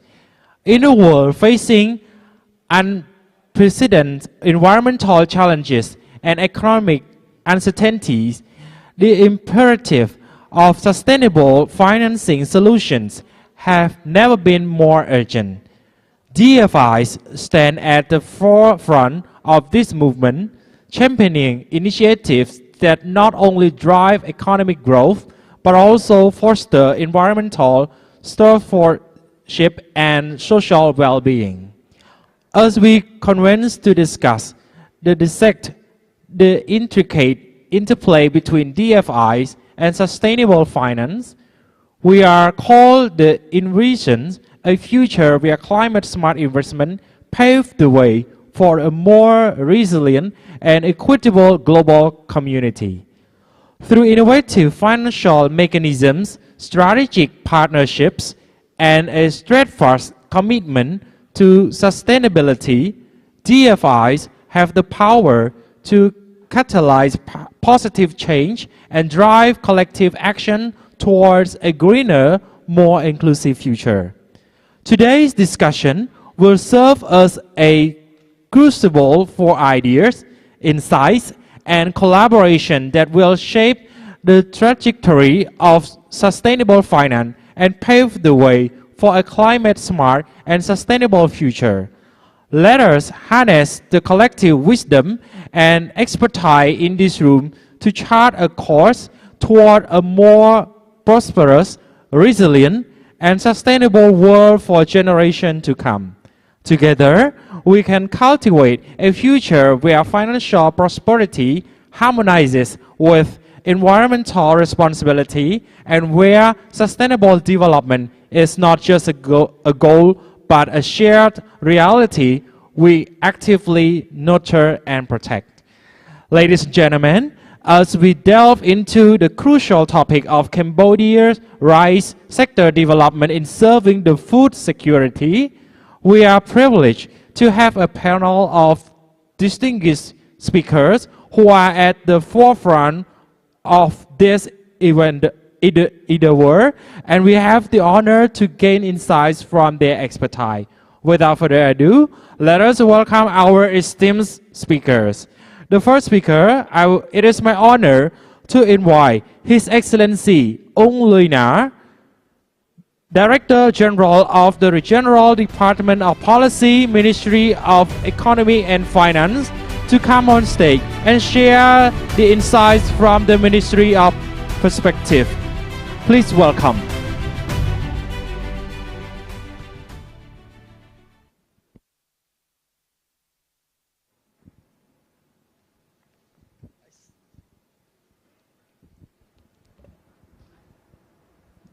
But ខ្ញុំសូមអរគុណខ្ញុំសូមចាប់ផ្ដើមប៉ុន្តែសូមតែសារធៀមបានធៀមបទបង្ហាញអញ្ចឹងសូមបទបង្ហាញខ្លី The pointer is at the podium, His Excellency. Thank you.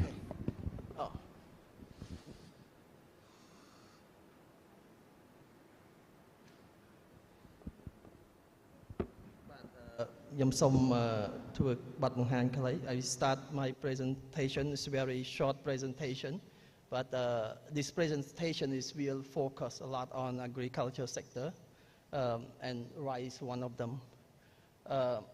I mean, if you look at the agriculture as a whole, we project that it will be grow very low, but I mean, so far it very fluctuate with the climate condition. I think today's topic is very much reflect whatever happened in the climate. It always affect the agriculture productivity, and as a result, it's very important to have the conference today that focus a lot on the green issue.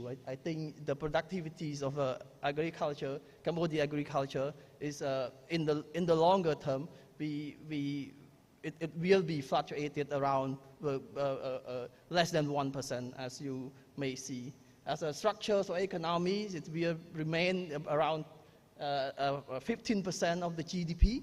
I mean, these numbers based on what we have been done on the new GDP rebase, which is show relatively very low, but it remains the key. Agriculture remain the key sector for us. I won't talk I won't talk a lot on the other sector. My colleagues, probably the other panelists, will touch up on more on those. I just give you some overview of the agriculture. At this slide, I just pointed out that when we start the rice policy in 2010, at the time we planned that we would have a target rice export around 1 million tons in 2015, and we still don't achieve it. But it always our aspiration to achieve the rice policy. I mean, this chart it's kind of provide you when we start the rice policy. If you look at the credit to in agricultural sector, it's very $5 million. But within this 25 years, we grow it very, very well. And it is a very, I mean, as John said in his keynote address, it shows that Cambodian agriculture benefit a lot from the financial mechanism that expanded to the sectors. So it have been very high growth rate from since 2013 up to now. In the rice sector, I won't touch a lot on those areas and so on and so forth. My other colleagues will touch up on it, including rice production, Cambodia rice production. But I would like to take this opportunity to reflect on some certain challenges that Cambodia rice sector or agriculture sector have been trying to address. I think one of the main issue that we are facing is still financing. I mean, if you look at the demand for financing in rice sector, it much bigger than what we have. I mean, it might need the whole 5 billion kind of financing, even for the right itself. So there's a lot of effort of government to address in infrastructure, in financing, in infrastructure, and in the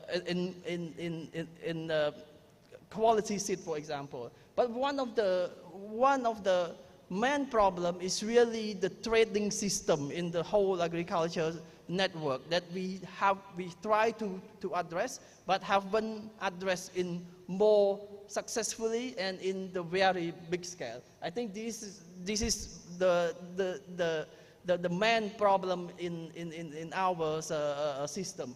I mean, I would like to emphasize on the last one, the cost of logistics.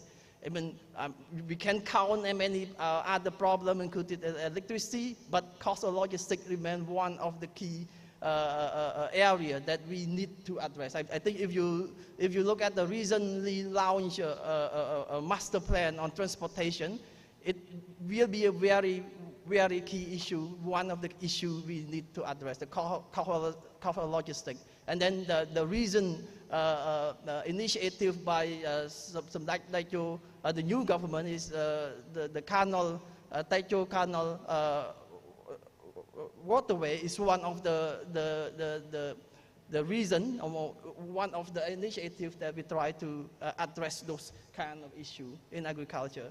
I think there's many policies that have been introduced recently to address the agriculture challenge, but I would like to highlight what we have been done. For example, like Dr. Kautaj have been talking about. Well, ARDB is one of the forefront that change dynamic of the agriculture financing, and then it grow very well. I mean, as this number put out, I don't want to read it, but it play a very creative role in terms of unlocking not only financing to agriculture, rice sector and agriculture sector, but act as a benchmark player that other financial commercial bank actually play along with RDB in achieving those a scale of financing in the sector. I think the SME bank is another initiative of government, even though we just created recently, government created recently, but it become one of the player in the field as well in the future. And then the credit guarantee scheme is still in the operation, but I think in the future it will be play important role in this field as well. So I just want to highlight the three financing scheme that government have been introduced. One has been a long player, and then two other players are in progress. And I hope that it would unlock the agricultural value chain and create more financing at scale. So I think I finish here, and then I think we have many more panelists to discuss, and then looking forward for some question and answer. Thank you. Thank you, His Excellency Dr. Ong Loina, for your sharing of the presentation, and please have a seat on stage. Ladies and gentlemen, I would like to inform you that this is the session 1 of special interest sharing. We are going to have another 4 speakers on stage and present about the related topic. You can take note all your question or any shared idea to all the speaker. We are going to have a Q&A session after all the speakers have done their presentation. Thank you. Next, we will get the important perspective of the Ministry of Commerce. Please join me in welcome His Excellency Chan Sokti, Delegate of the Royal Government of Cambodia, representing the Ministry of Commerce, and CEO and Chairman of the Board of Directors of Green Trade Company, to provide with us the insights from their standpoint.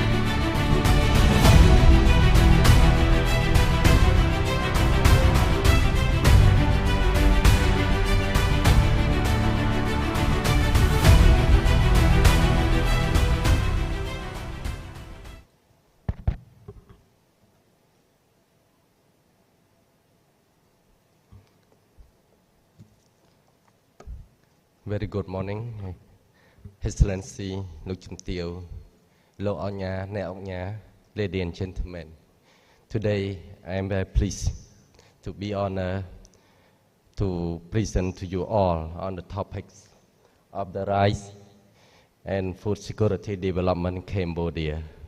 First of all, I would like to introduce myself. My name is Chan Sokti. I am a delegate of the Royal Government of Cambodia in charge of the CEO of the Green Trade Company and Chairman of the Board of Directors of the Green Trade Company, Ministry of Commerce. Today, the content of the presentation we divide by four parts. One is the role and the responsibility of the Green Trade Company. Second is the Cambodia rice production outlook 2024.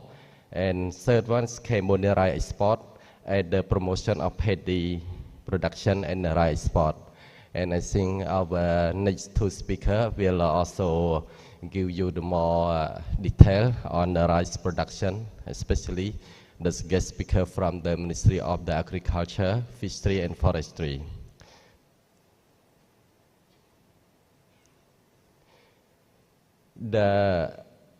This is the regulation and the establishment of the reporting line of the Green Trade Company. The Green Trade Company of the Ministry of Commerce is established in the 1998 by the subsidiary of the Royal Government of Cambodia to be known as the state-owned company. And the Green Trade Company is under the technical supervision of the Ministry of Commerce and financial supervision of the Ministry of Economy and Finance. And the management of the Green Trade Company is under the Board of Directors, who has the representative from the five ministry, namely Ministry of the Economy and Finance, Ministry of Commerce, Ministry of Planning, Council Minister, and Ministry of Agriculture, Fishery and Forestry. The function of the Green Trade Company is to sell a stock for the government and supply the food demand for the whole country in case of emergency need, such as natural disaster and pandemic. We are also the member of the Cambodia Food Reserve System that is established by the subsidiary and led by the Ministry of Economy and Finance. We also purchase the maintain for food security, guarantee and also intervene into the market to stabilize the price and work very close with the Cambodia Rice Federation, private sector and other stockholders to development partner to promote the paddy production and rice export. We also work coordinate with the key player who involved with the rice, such as the Cambodia Rice Federation, the rice miller, and the private sector in order to promote the rice export to the overseas. We implement the MOU with the rice trade under the government and government framework, such as with China, with Indonesia, Philippines, Timor-Leste, and we also coordinate with for the opening market for the whole rice industry in Cambodia.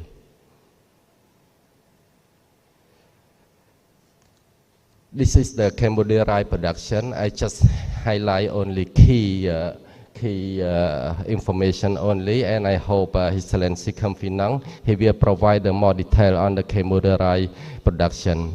In this slide, we can see that the rice cultivation area in Cambodia is around 4 million hectares, and the rice is grown in all 25 provinces in Cambodia. And the Cambodia rice variety are divided into the category is the wet season rice and non-seasonal with the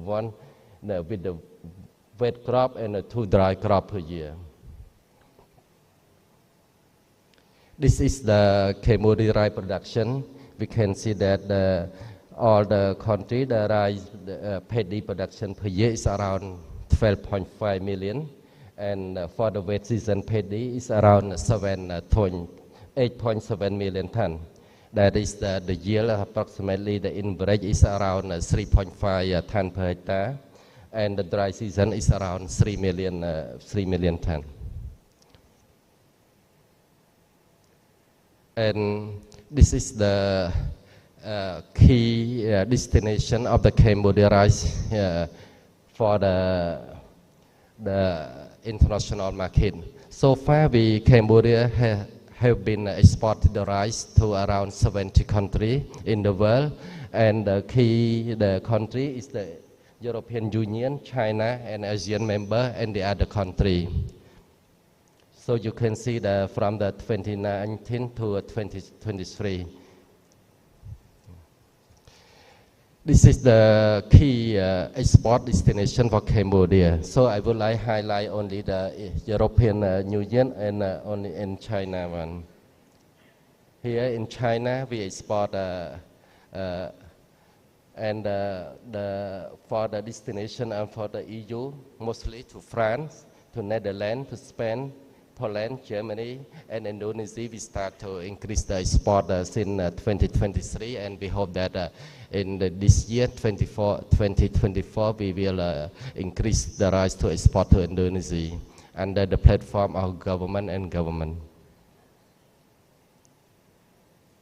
This is the Cambodia rice export by the month. We can see that the rice from 4 months, if we compare the 2023 and 2024, the increased volume is increased around 15.40%.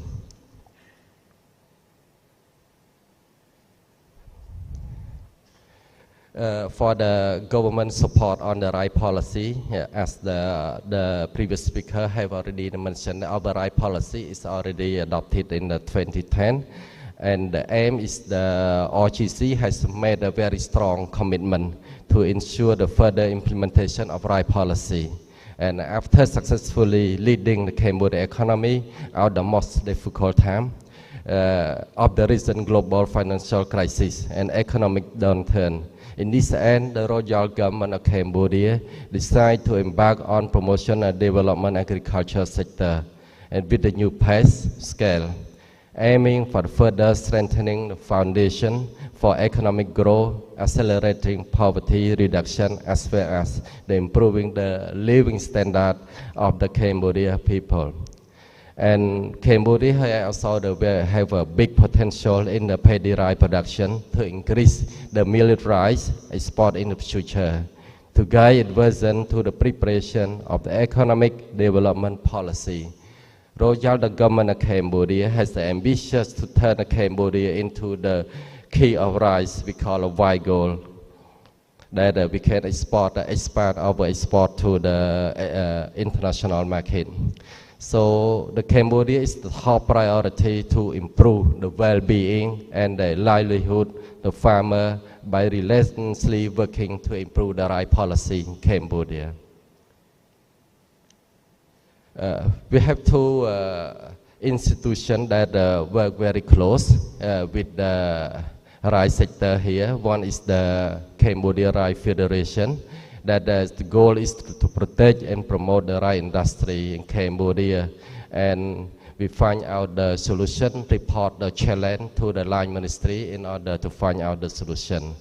Secondly is the ARDB, the Agricultural Rural Development Bank, plays very crucial role as the policy bank.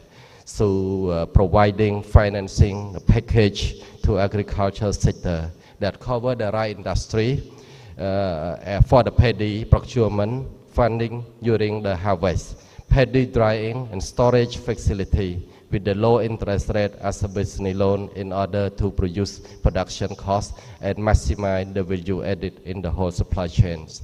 And Onya Songsaron, the next speaker, will provide more detail for the Cambodia and representative of the Cambodia Rice Federation and raise some challenge, and then we can open for discussion on the panelists here.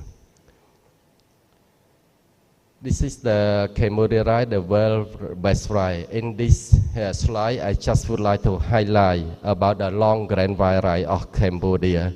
We have the very best long grain white rice in the world. We have been export the long grain white rice into the EU for over a decade with the quality and standard required for the Code Alimentary standard. So we can see that over 30% of the 3 million of the ton of paddy annually exported from Cambodia is the long grain variety. Cambodia also win the 5-time World Best Soil Award, and since 2012, 2013, 2014, 2018, and 2022. And last year we also have the award, the gold medal for the variety of SKO. Yeah, my presentation is come to the end, and thank you very much for your kind attention. Thank you very much. Thank you so much, His Excellency Chan Sukti, for your sharing of the special interest for our meeting. Ladies and gentlemen, now I would like to invite the next speaker. Now please help me welcome on stage His Excellency Kem Phinong, the Under Secretary of State of the Ministry of Agriculture, Forestry and Fishery, to shed light on the efforts of the ministry in advancing Cambodia's rice sector. Please welcome.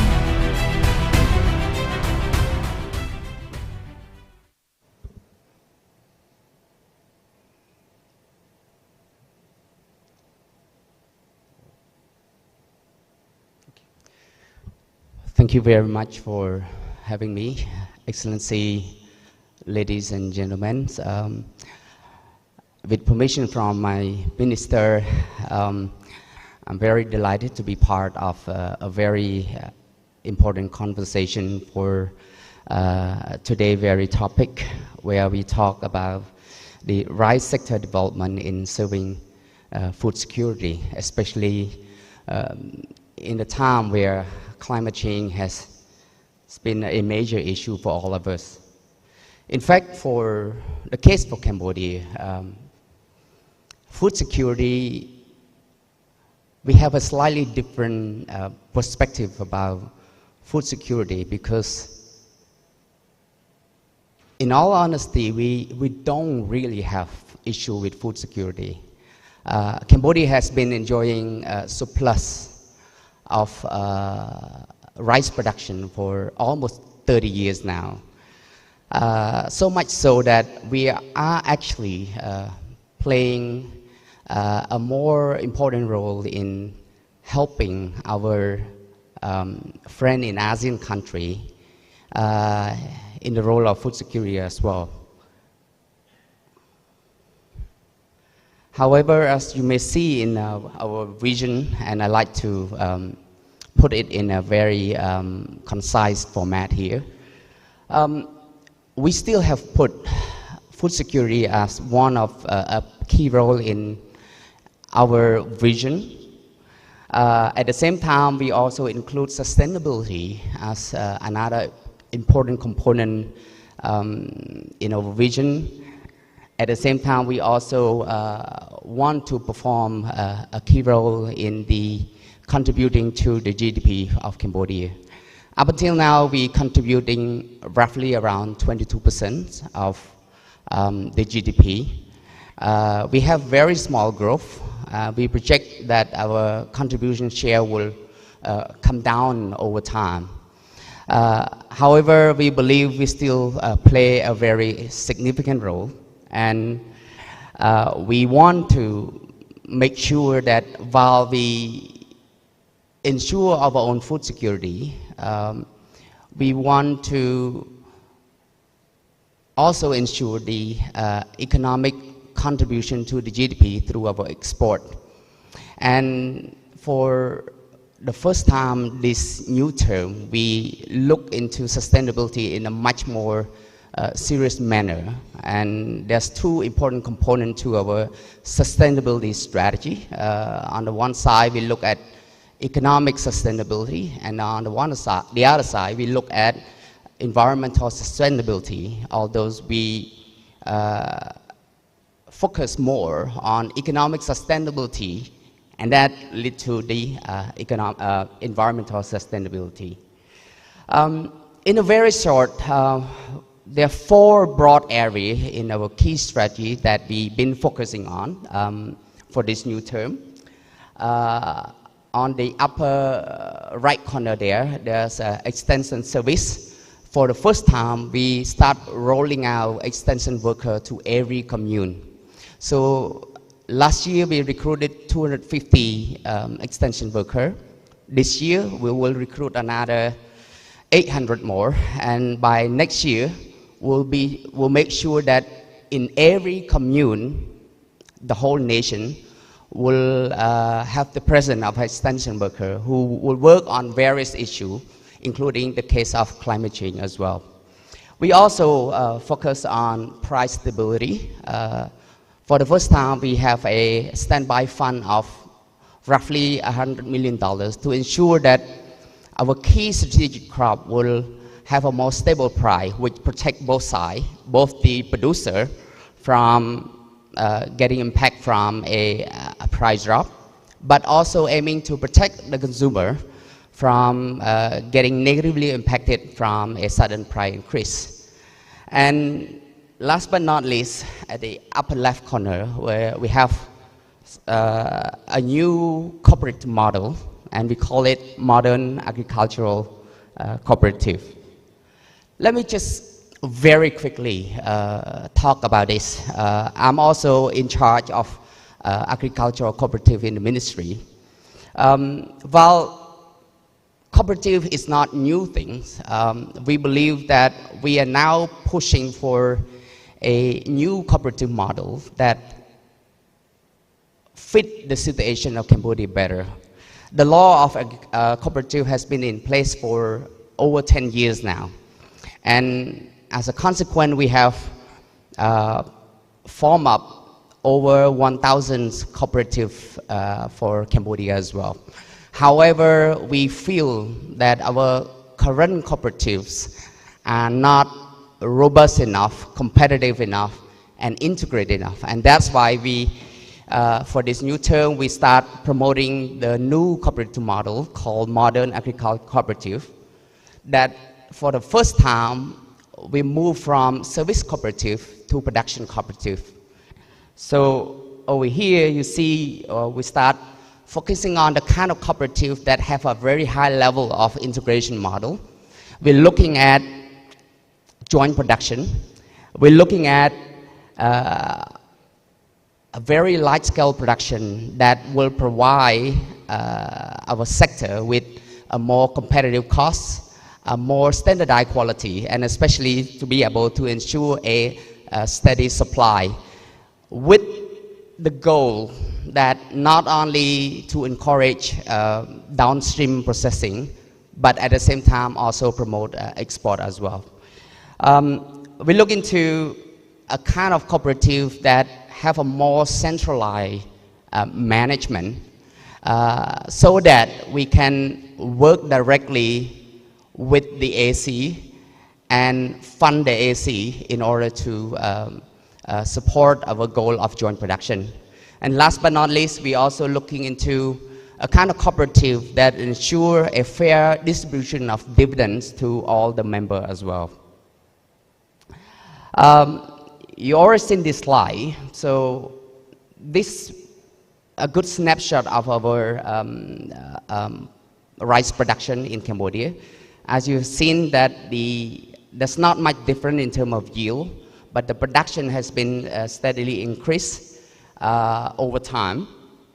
But this is a more interesting slide, that on the upper graph there is a total production, average total production of our rice. And lower down here is the annual surplus. As you may see that starting from 1995, Cambodia has already experienced production surplus. By now, depending on the number, but roughly speaking, we produce 3, we eat 1, and we almost have 2 times more for export. So we believe that Cambodia can play a role, not just fulfilling our own food security, but we can also play a key role in a regional level of food security as well. With that, we still have our own unique challenge. Namely, you can see we still don't have enough rice variety that offer high yield, shorter duration, especially to be able to be more tolerant and respond better to extreme condition. This is critical because in the face of climate change, we need this area more than any other area. We also have, as another speaker here have mentioned, very limited supply and good usage of high quality seed, and not enough mechanism to ensure that the farmer would use that. There's limited knowledge and inappropriate use of chemical pesticide and fertilizer. There also, at the lower end there, is our farmers still have limited access to low interest rate loan for rice production, which fit the context of today meeting very well. We have a few key priorities, but a very important priority for us is to, in a sense, transform our production from a household size production to a more commercial scale production. Why is it important? Because while we produce a lot, we believe that our production, especially from upstream, is very fragmented. And that put us at a disadvantage in terms of higher production costs. We don't have consistent quality, and our supply is not steady. To us, that probably one single important reason why we have very low processing, and that's a reason why we have no choice but to export our rice production in the form of paddy. With the push for modern agricultural cooperative, we do hope that we will be able to provide better clarity and clarity and predictability from upstream.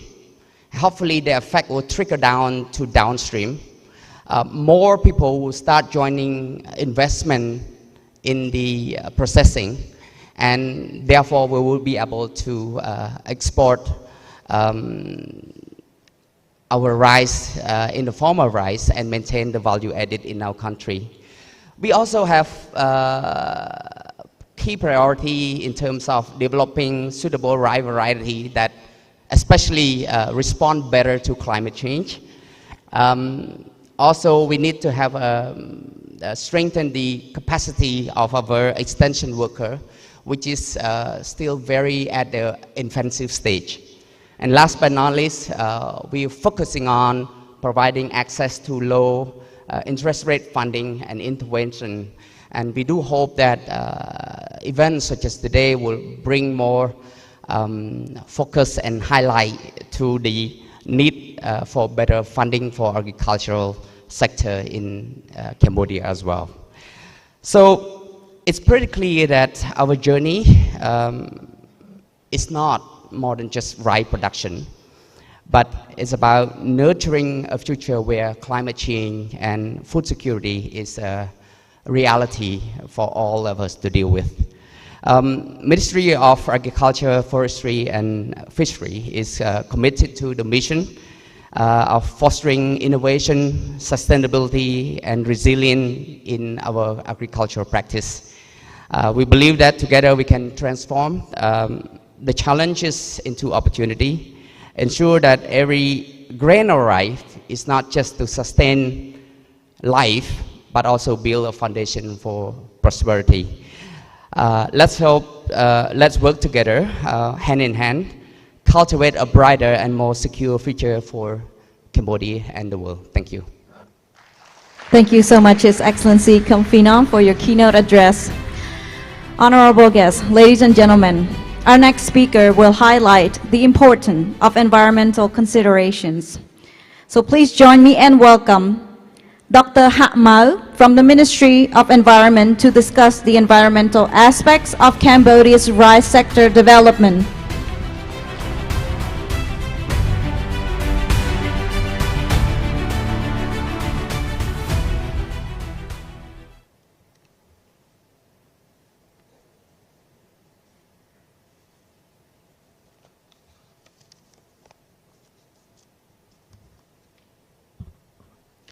Okay, good morning, Excellency Chairs, Excellencies,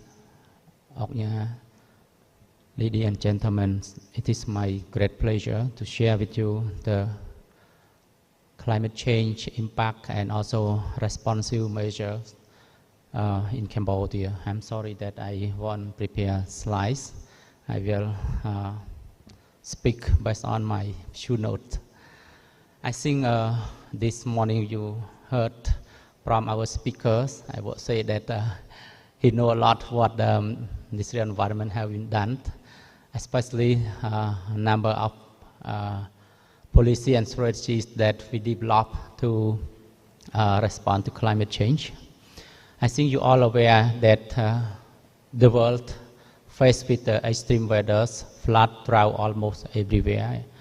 At the times that Southeast Asia, especially Cambodia, facing El Nino, of course we extremely hot over the last few weeks. Right now it's a bit better because we get a few rains.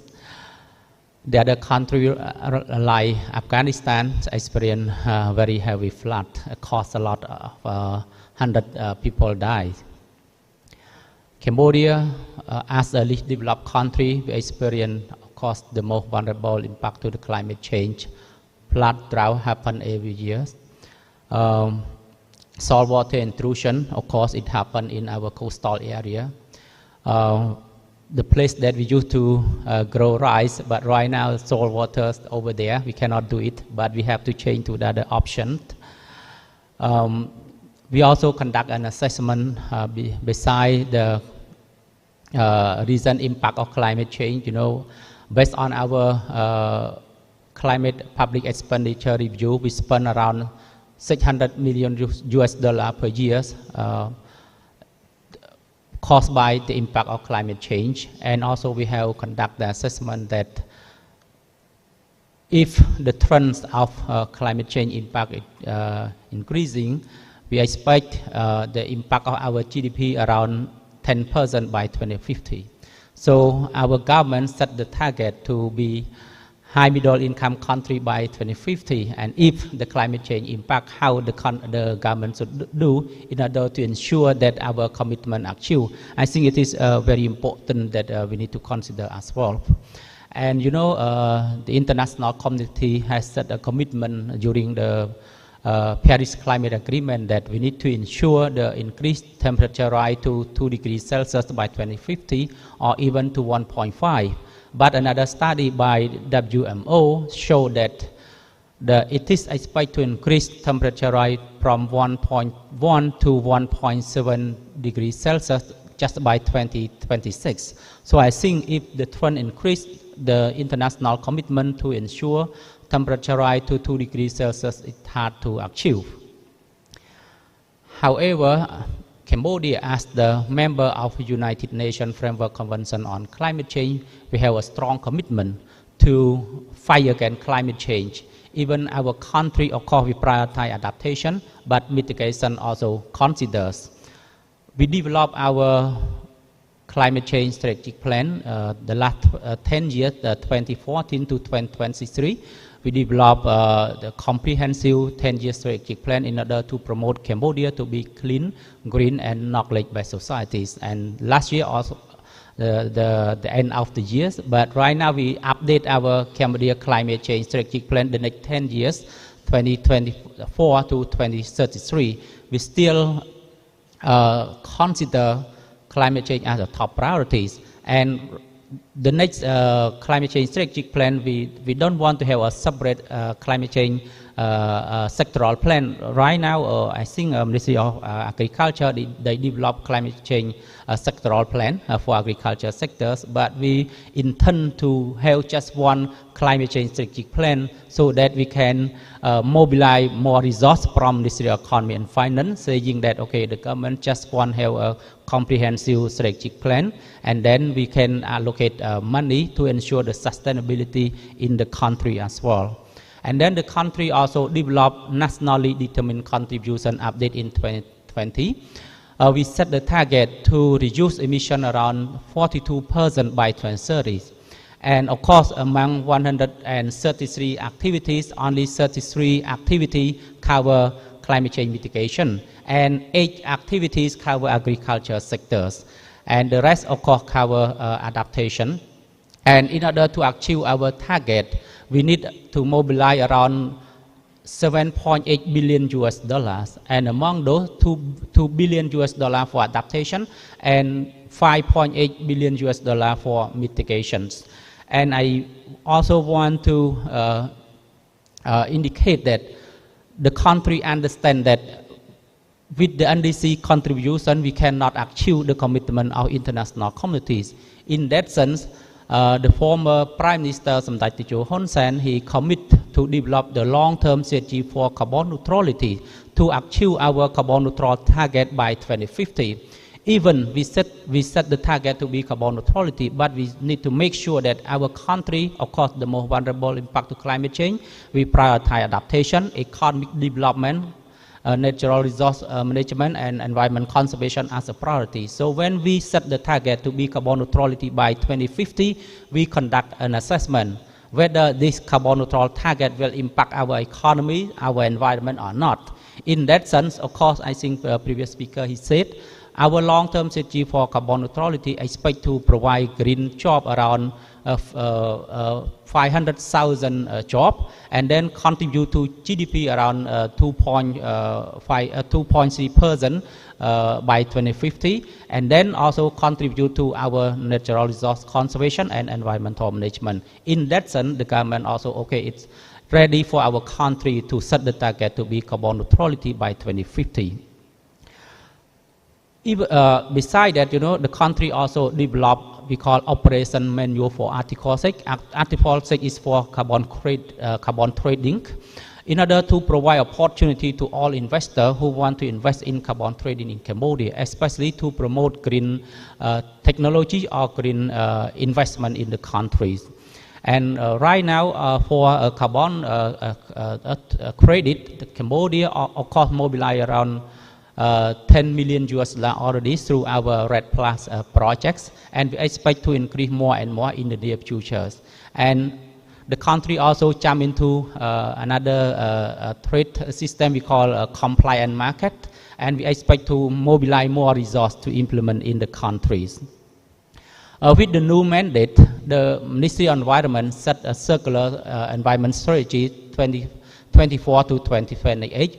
We expect to promote the country to be clean, green, and sustainability.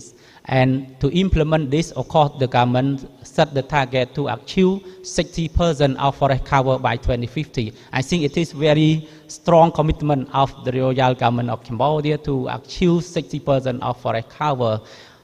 To reach this target, the country, through the Ministry of Environment, set a campaign to plant around 1 million trees per year, and to encourage local livelihood improvements through promote ecotourism as well. The country, of course, as I said, as a member of United Nations Framework Convention on Climate Change, we also mobilize resources from different funding institutions. And last year, during the COP28 in Dubai, the international community reached another commitment. Of course, we have a commitment to mobilize resources around 100 billion US dollars, but right now the target not yet achieved. However, last year, COP28, the international community mobilized around 87 billion US dollars. And they just established a new fund we call Loss and Damage Funds. It became another opportunity for developing country or developed country like Cambodia to access to the funds. And for the Green Climate Fund, I think the Royal Government of Cambodia also could mobilize resources. So far, we mobilize around 2 million US dollars from Green Climate Funds, 7 huge projects, and 13 readiness projects. And I think the previous speaker just shared about the mobilization of 100 million US dollars through Korean Development Bank and Mekong Strategic Capital.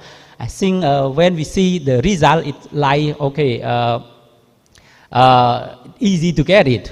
But in reality, John here, he worked very hard one way or another, and they refuse a few times already, you know, until we achieve this huge budget. And we hope that we will use this opportunity to enable ARDB to be accredited entities.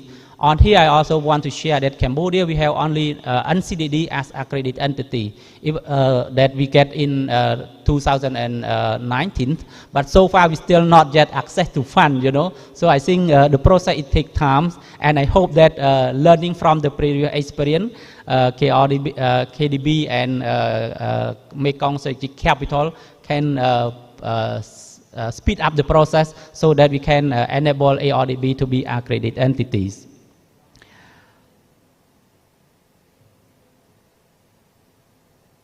I think in terms of agriculture sector, we also get, a huge project from Green Climate Funds. One of the project that implemented by Asian Development Bank, we call Climate Friendly Agri-Business Value Chain. I think the first project that we get from Green Climate Fund in 2018, and the second one also big project with around 43 million US dollar on a public social private partnership for ecologically sound agriculture and resilient livelihood in northern Tolesa basins. It implemented by IPO. I think that project also very important for the country, and a lot of discussion happened between NDA, the Ministry of Environment, and also GCF before they approve the project. So you see that a lot of opportunity for the country to mobilize resources, but whether it's enough or not, you know, as I said previously, the country needs a huge of money in order to implement our climate change policy and strategies. I forget to highlight our long-term strategy for carbon neutralities. We need start from 500 million US dollar from now to 1.5 billion US dollar by 2050. So this is very huge money that we need, and we also need to mobilize further resources. Besides Green Climate Fund, we also mobilize resources from global environment facilities and also adaptation fund and also development funds. However, our opportunity for Green Climate Fund, it still remains, and I encourage all our partners to develop more proposals in order to mobilize resources from Green Climate Funds.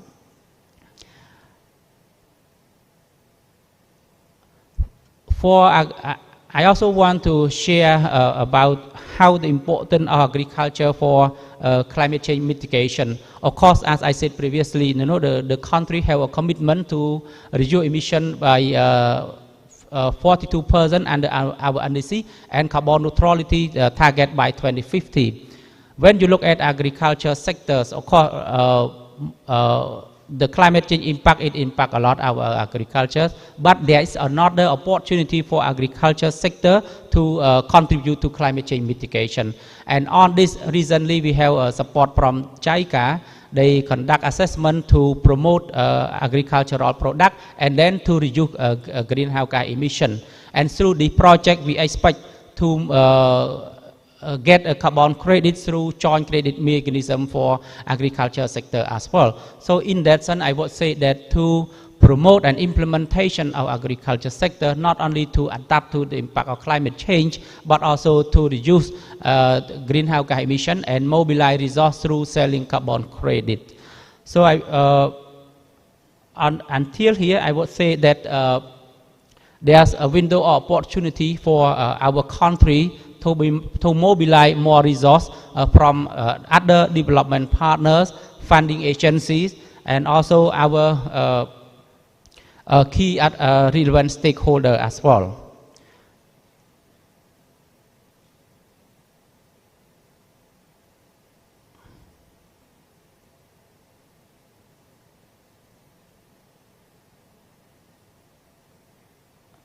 I also want to just slightly highlight, in our previous colleague also highlight the importance of the contribution from the transport sector, not only for the means of transportation, but also contribute to reduce the impact of climate change through mitigate the greenhouse gas emission.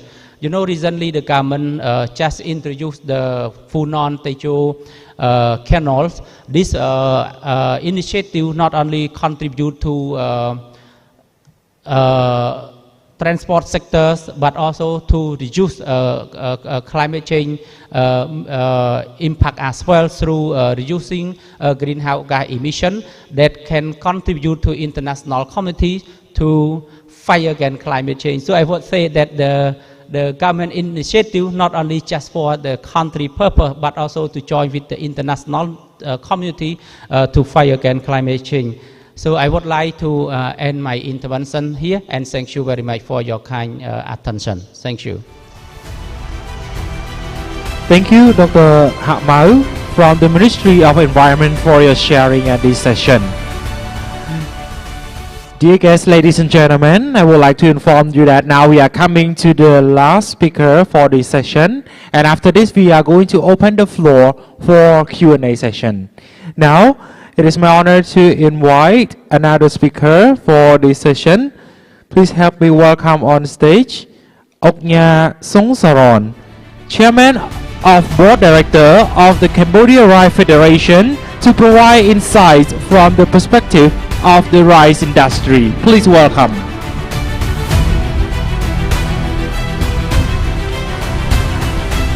Ladies and gentlemen, please be informed as well that all of the speaker, and for each speaker you have 5 minutes to present. Thank you. Thank you. chúng tôiសូមគោរពអាដាមកាយថាប្រតិភូរដ្ឋាភិបាលទូនទុកជាគណៈយុធនគារអវត្តជនបតកសកម្មអវត្តជនបតកម្ពុជា So very good morning, Oknya, ladies and gentlemen. My name is Song Saron. I'm the chairman of the board of Cambodia Rice Federation. My pleased honor to be invited to present our rice industry.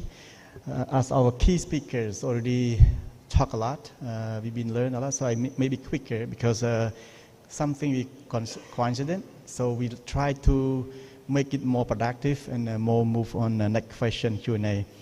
So just Cambodia Rice Federation is established in 2014. As you know, in the Dr. Luna mentioned about 2013 to 2024, the investment in the rice sector has been grow from burst. So we established it's in the right time to move the rice export officially from the unofficial export to be more on official export. So our vision, we would like to see the rice industry more sustainable, resilient, ethical, as well as the equitable and development. Because we are newcomers, we have to be more better and different from another origin countries. To achieve this vision, the Rice Federation, we have tried to make ourselves competitive. Doing so, we had to lower the cost of logistics, operation, investment of the facility, drying, warehouse, milling, all of the modern art system, and the water supply rice, quality, and sustainable measures.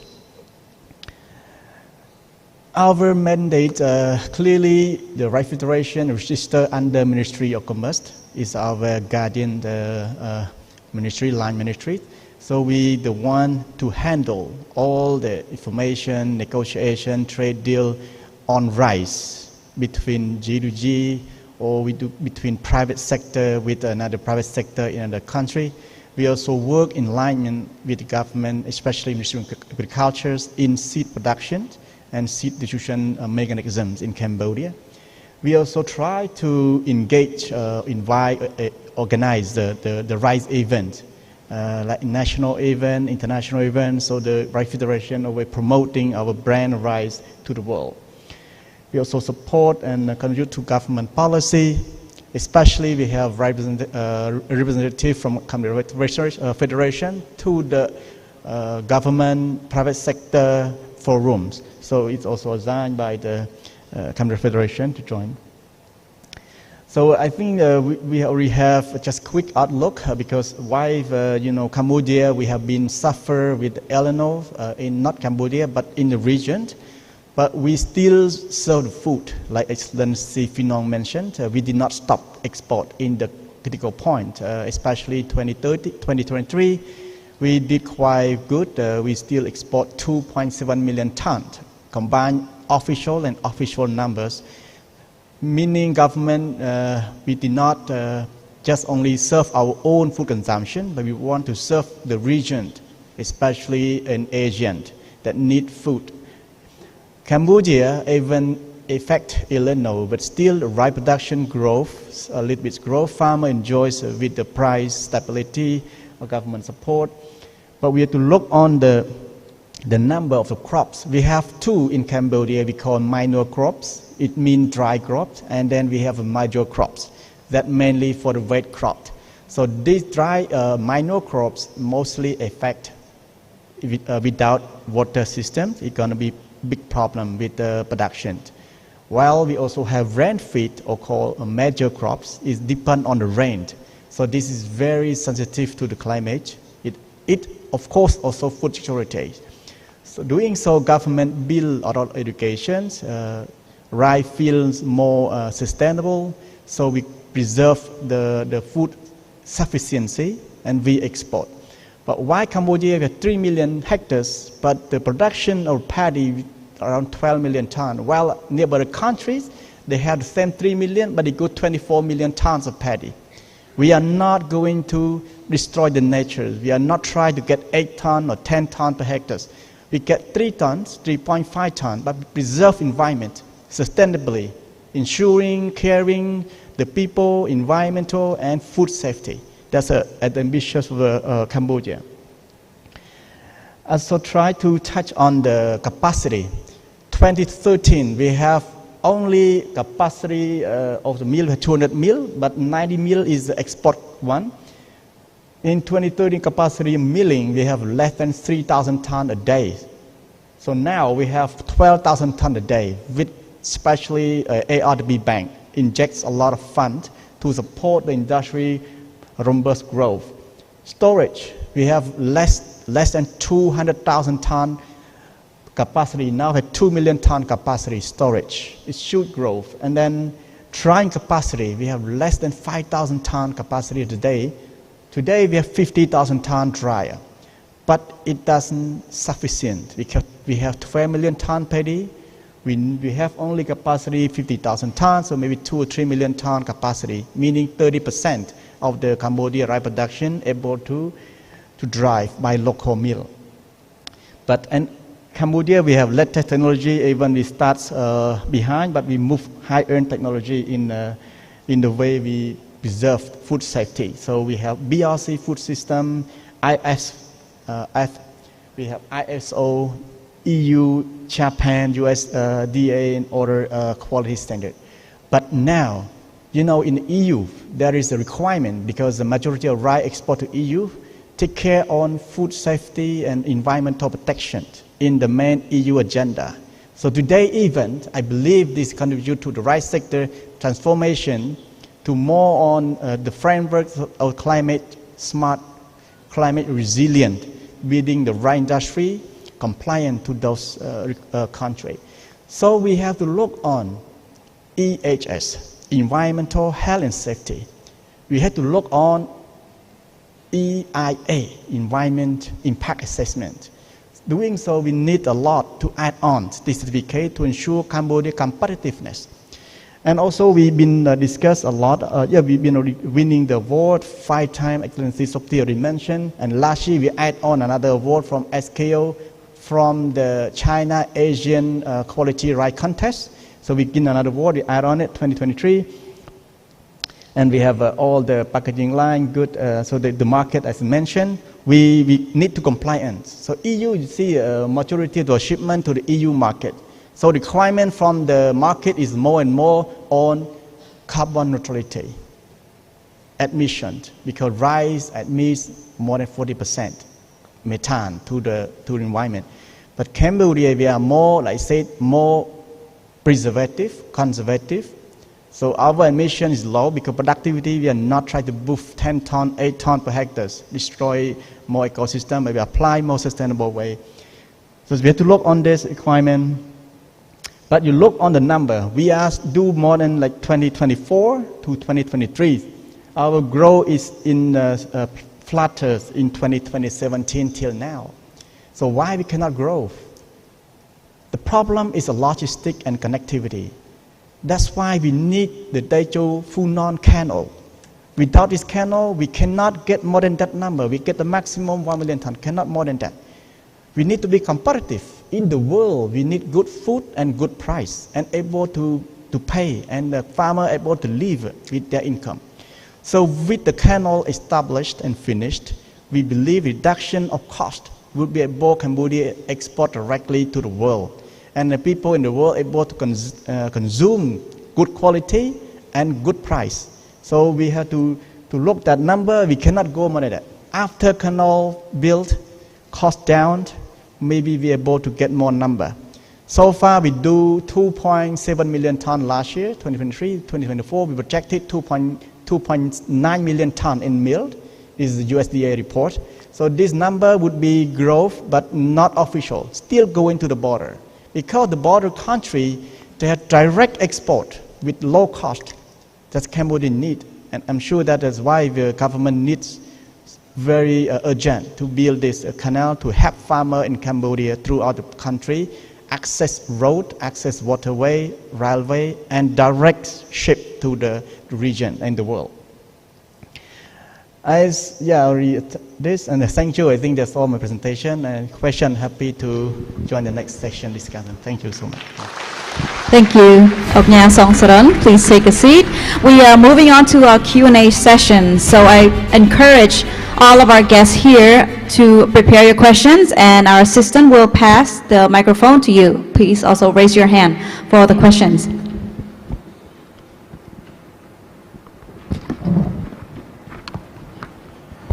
Once again, if you have any question, please raise your hand and our team will deliver the microphone to you. Thank you.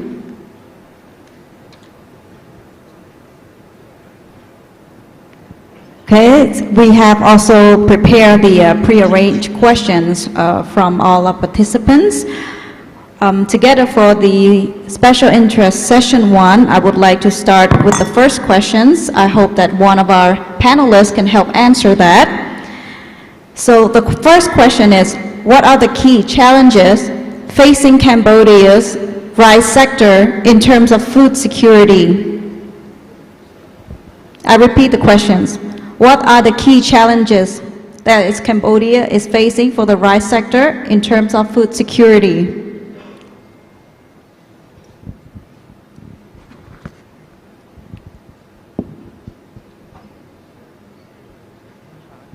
Among one of the panelists.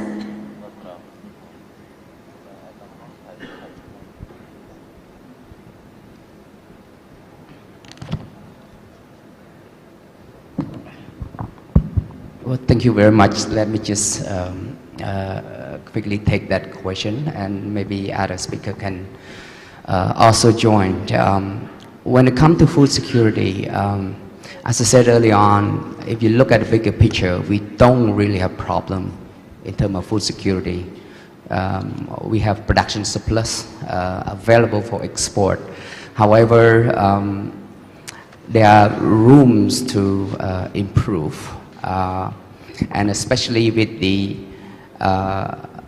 current production in rice sectors. We strong in production, but we are very fragmented, with most of the rice production are from individual farmer with very small size farming land. Because of that, our rice production have a higher production cost, very inconsistent quality, and we face with period of sudden surge in supply and then technically absence of supply in certain period. Now, because of that, we are pushing with the new model of cooperative, with the hope that we can produce better, produce more efficiently, while At the same time, we want to protect our farmer through this platform as well. Because the new model of cooperative we call modern agriculture cooperative is a lot more integrated that allow us to implement some key policy, be it climate change, be it food security. And we can do that through financing as well, which we can direct resource to work with specified cooperative so that it can serve the purpose of food security and export. So for us, modern agricultural cooperative is a platform that allows us to tackle many issues, namely climate change, food security, processing. Contract farming is also another area where, with the clarity and predictability from upstream, we hope we can create better environment to work on key policy. So single-handedly, if you ask what exactly is an issue in our rice sector development, I would say the small scale and the fragmentation of a production from upstream is a key priority, and that's the reason why the top priority for this mandate in MAF is to encourage and incentivize through funding and financing that this individual farmer form to become the modern cooperative and work together more effectively. Thank you. Thank you so much, His Excellency. Ladies and gentlemen, it seems that we have wrapped up our special interest session 1. It is now time for the handover of the appreciation of certificates. So please may I invite all of our panelists to the front to receive the appreciation certificate from our organizer. Once again, thank you for all the speakers who share your special interest for this session. Now I would like to invite our guest of honor. May I invite Mr. Enrique Florencio, ARDB Secretary General, to be on stage and hand over the certificate and appreciation token to all the speakers. Please welcome.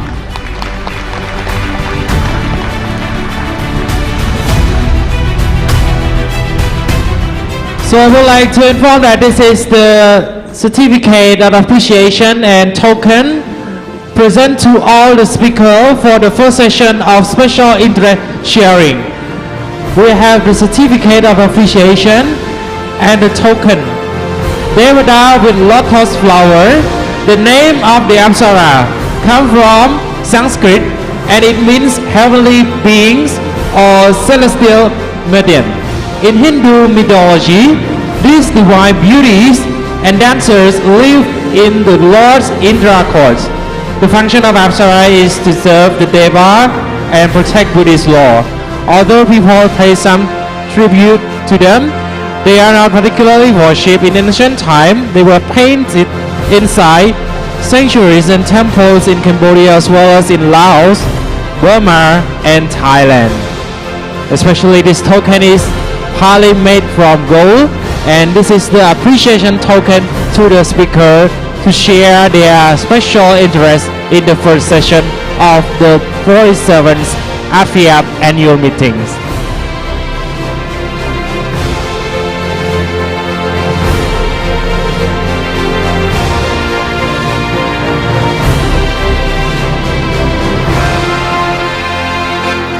Our heartfelt thanks to all the esteemed panelists in enlightening us in this special interesting topic. Your insights have enriched our understanding of Cambodia's rice sector development. Thank you so much for your participation. And also special thanks to Mr. Enrique Florencio, ARDB Secretary General, to present the appreciation token and certificate to the speakers. Once again, please give a big round of applause to the speakers.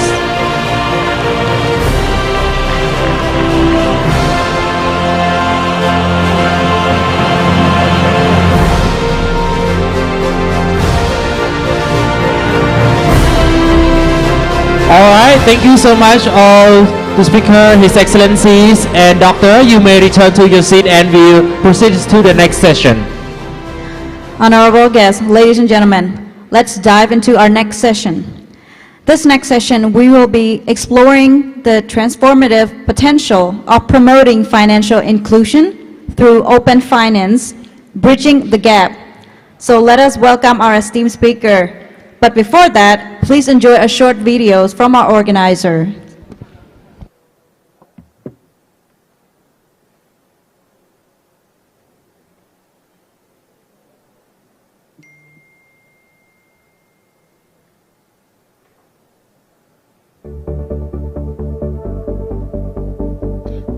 In a world connected by shared goals, ADFIAP unites us in a mission for global betterment. We are the Association of Development Financing Institutions in Asia and the Pacific, committed to making this world better together. Innovation is our compass, leading the way to continuous development and bringing to life projects that matter. ADVIAP.net envisions a world empowered by open finance, making economic growth inclusive and accessible for all. With open finance, we leveled the playing field, offering tailored financial services for every individual's unique journey. Our pioneering initiatives, fueled by open data, are designed to enhance and empower the communities they serve. The digital era beckoned, and ADFIAP embraced fintech solutions to advance financial inclusion and sustainable development among its members. On our 45th anniversary, we unveiled the Open Finance Initiative, a collaborative ecosystem powered by fintech innovation. 2023 marked a pivotal year with Infibex IT Solutions as we built ADFIAP.net, a platform revolutionizing development finance. In 2024, our members like New Rural Bank of San Leonardo and ASCII MFI embraced this change, enhancing services and securing their digital future. ADFIAP.net is not just a platform, it's a community where every member can find fintech solutions crafted for their needs. Together, we're not just dreaming of a better future, we're creating it, fostering prosperity for communities across Asia and the Pacific.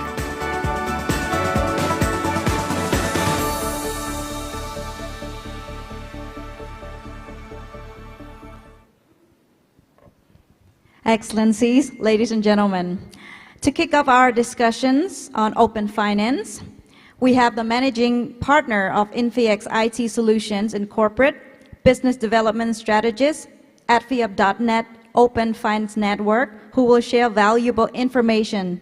Please join me and welcome Mr. Jamil E. Raton to the stage.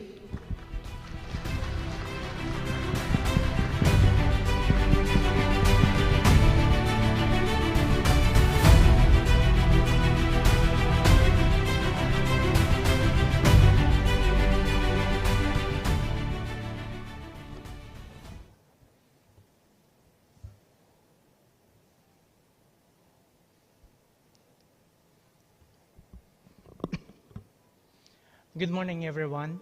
Thank you, ADFIAP, for giving me this opportunity to share some insights to the honorable members of this association.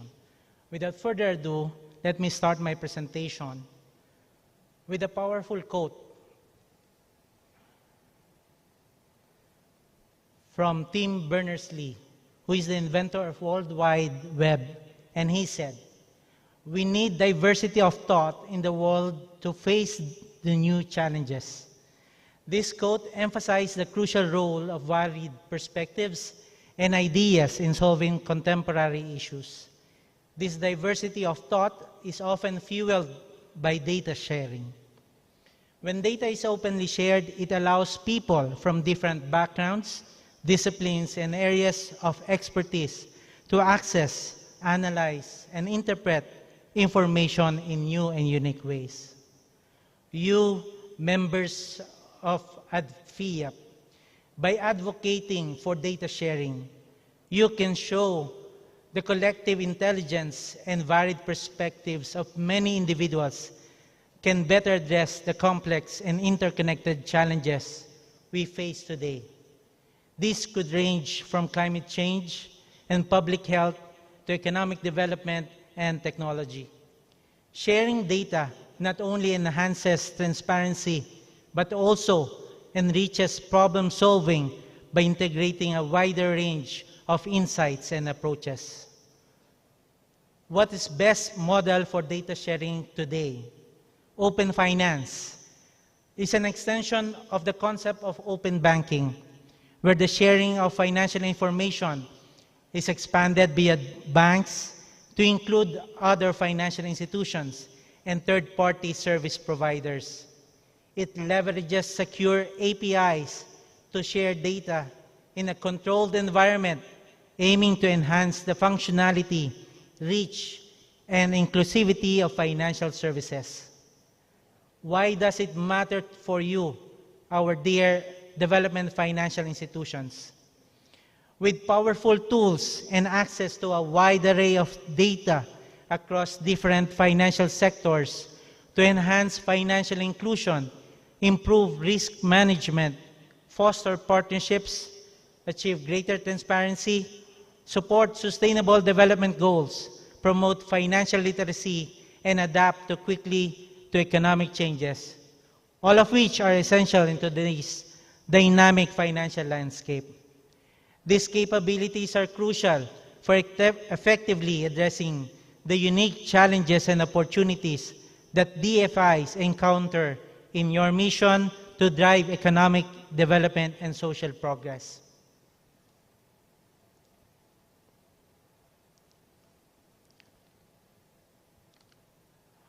Open finance transforms data sharing from an institution-centered model to a consumer-centered model, where the empowerment and benefit of the consumers are at the forefront.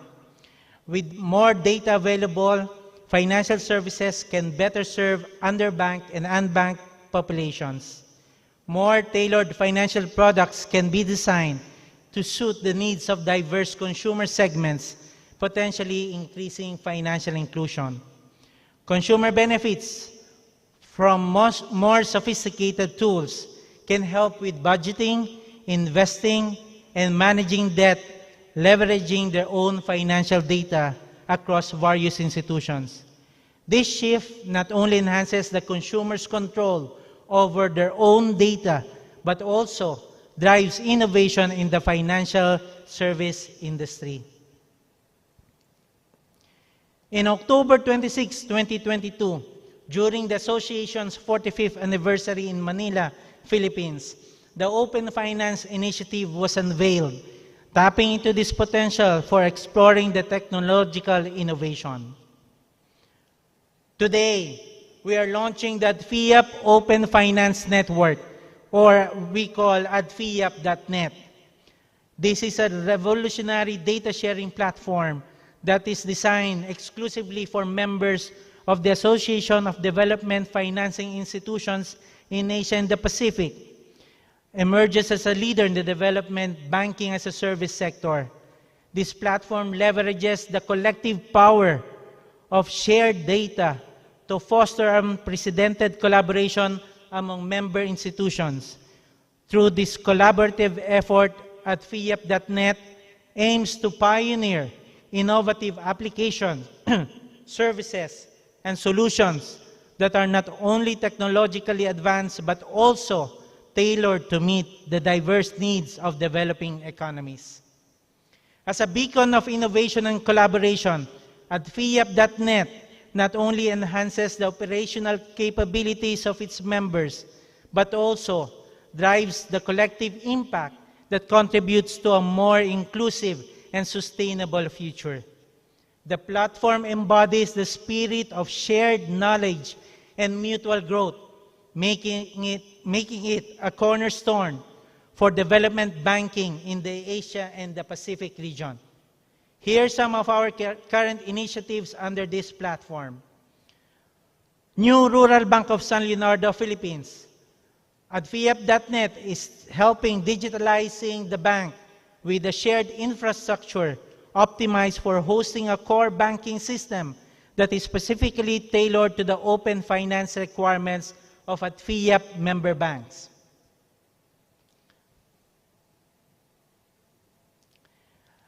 Alalay sa kaunlaran, ADFIAP is helping ASCII in its modernization efforts by providing a security audit report. Our objective is to fortify the foundation of ASCII's financial and operational infrastructures against evolving cybersecurity threats, thereby ensuring sustained integrity, trust, and compliance in its operation. One Halal Store, an e-commerce and payment gateway for the halal industry. We're helping One Halal Global Tech Corporation in providing the needed technology for its e-commerce platform and payment gateway that adheres to halal best practices. Farm Roots Network at FIAP, together with the partner, created a farm and food technology-based platform that visualizes supply chain and provides end-to-end agriculture enterprise resource planning for the farming sector. The cloud-based AI and data-enabled application seamlessly connects farmers to stakeholders in the value chain, supporting the agricultural ecosystem with knowledge, advisory support, and data intelligence, credit and risk management, and traceability.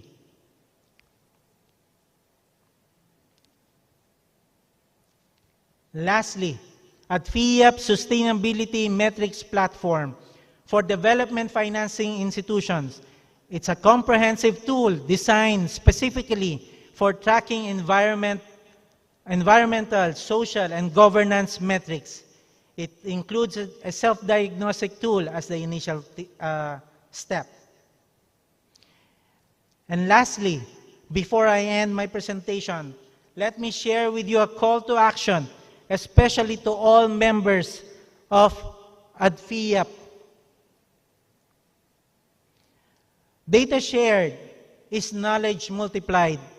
When we liberate information from silos and make it accessible, we empower individuals and communities to innovate, solve problems, and create a future that is informed, interconnected, and inclusive. At FIAP.net, building a better and sustainable future today. Thank you. Thank you, Mr. Jeremy Roton, for your keynote on this session. And now you may remain on stage and find your seat. Thank you. Dear participants, ladies and gentlemen, now I would like to introduce and invite on stage the next speaker for this session. Please help me welcome Mr. Abundio Qualian, CEO of New Rural Bank of San Leonardo, to join us on stage and share his keynote. Please welcome. Ladies and gentlemen and presenters, please be informed you have 5 minutes to present your slides.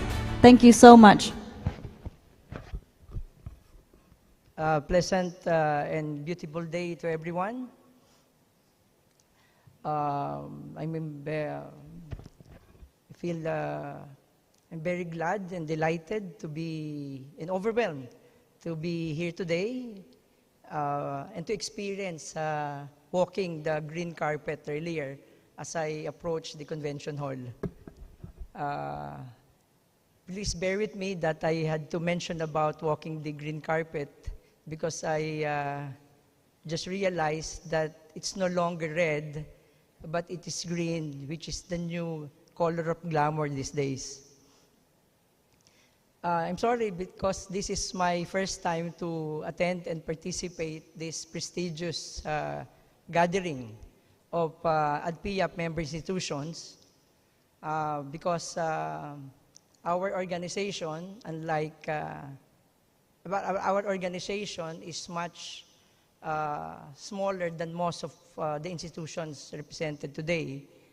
That is why I feel personally privileged to be inside the same room with the experts in development finance.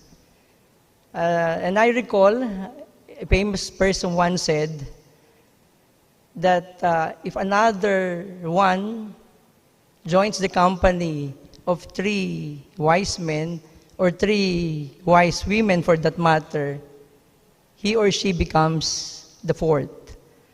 So that I hope that today that would be the start of my transformation. So first allow me to introduce my humble organization, the New Rural Bank of San Leonardo. I also like to share our modest accomplishments in agricultural lending, and perhaps I will also bring up some of the challenges that we encounter in our practice of agricultural value chain, which I believe this project of AdFiatNet will help us enhance our program participation.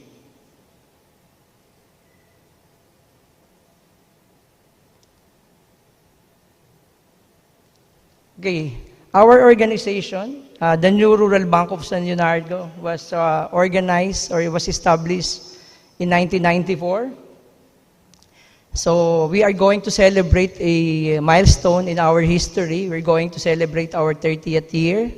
I'm one of the pioneering employees of this humble initiative. So you can approximate my age by now. So if your guess is about, my age is about 40, you are correct because I started when I was 10 years old in our organization. That was a joke. So our bank was conceived as a non-political solution to address poverty in rural communities in our province, in Central Luzon. We operated under a democratized ownership structure in pursuit of our social mission and financial objectives, because in the Philippines, in the hierarchy of banks, rural banks are at the bottom of the categories. Our combined resources would account to only about 3% of the entire Philippine financial system. Yes, it's small, but it is not insignificant, because the network of these rural banks are located in areas currently unserved and unreached by these big universal banks. So we embrace a framework on local economy development where we promote the collaboration of various initiatives from both private sector and government agencies. We are distinguished as among the very few in the entire Philippine financial system granted the accreditation of a rural financial institution. Because in the Philippines, there is a legislation that mandates all banks, regardless of classification, to allocate 25% of our portfolio into agriculture. And that law, or compliance with that law, has not been very encouraging, especially for the big players. We earned our status as the leading private lending partner of the Department of Agriculture for the implementation of its various credit facilities. So because of our long-standing service to small agriculture sector, we, despite our small size, we are ranked as among the top 8% of the Philippine rural banking industry in terms of total resources. Okay, what are the current challenges facing our industry? The digitization of banking and financial sector, from the government perspective, this is seen as a tool to promote financial inclusion. So that being the case, this trust, we expect our regulators to consistently promote this to all banks regardless of classification. And because our central bank is the lead agency in the National Financial Inclusion Steering Committee. So we cannot expect nothing less from our regulators. So this promotion covers various modes of application to reach as many end users. So that is the objective of this project. But despite the wondrous promises of digitization, it has prohibitive costs and disruptive effects, especially if we're talking about the cases of small players in the industry. Digital platforms to maximize or to obtain a maximum benefits from its use will depend largely on the resources a given institution is willing to invest in the project. And that is the predicament of small players because we have very limited funds to invest in technology and to improve our digital capabilities. So rural banks, like our case, cannot afford to develop our own platform, not unless we are assisted, either by the government, which is unavailable at this time, or through collaborative projects like ARDB.net. So this digital transformation, again, as I mentioned, has also disruptive effects because it will require the deployment of new employees who possess that skill set to run these new technologies. So the need for change. So why do we have to upgrade our core banking system? Because the compulsion is both regulatory in nature and also business related. By regulatory, as I mentioned, the monetary authorities will continuously encourage the banking sector, the players in the banking sector, without exception, regardless of your size, to engage in payment settlement, fund transfers, credit origination, and all sorts of services using digital technology. Also, in order to keep up with competition, because the big banks are already there, and yet the small players are lagging behind. So you can imagine the barrier that prevents the small players from joining the caravan for this digital transformation. So for rural banks like our organization, the solution is always to enter into collaboration and partnership. This is the only way we can scale up our technology capabilities. That's why we welcome this ARDB.net program because it comes as a subsidized platform developed to meet the needs of smaller players like us. It complies with industry-level standards on outsourcing and vendor solutions. So we are going to experience the same capabilities that big players are able to offer because of this arrangement. So the project breaks through the most important barrier in digital journey of banks with limited funds or limited resources, which to cover the high cost of implementation without any sacrifice of its overall financial viability. With ARDB.net, NRBSL, and other small players can now join the conversation and the caravan on digital banking. So this is a very welcome development. This gives us hope that we will be able to join this journey towards digitization. So, what is the unique character of ARDB.net is the open finance system. So it allows partnerships and it creates digitally connected network of onboarded small banks. Because if you are a small player, the pool of, or network of your clients is also small. And it is not feasible to introduce this kind of technology or this kind of services become limited number of clients to promote this product offering.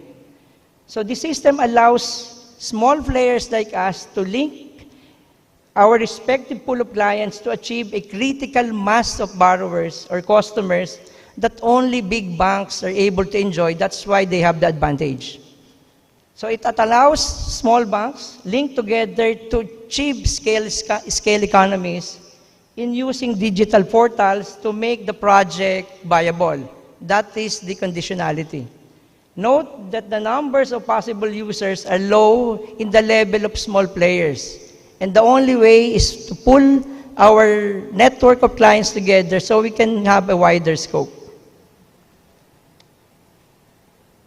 Again, let me share with you the importance of having this sustainable technology in the practice of agricultural value chain.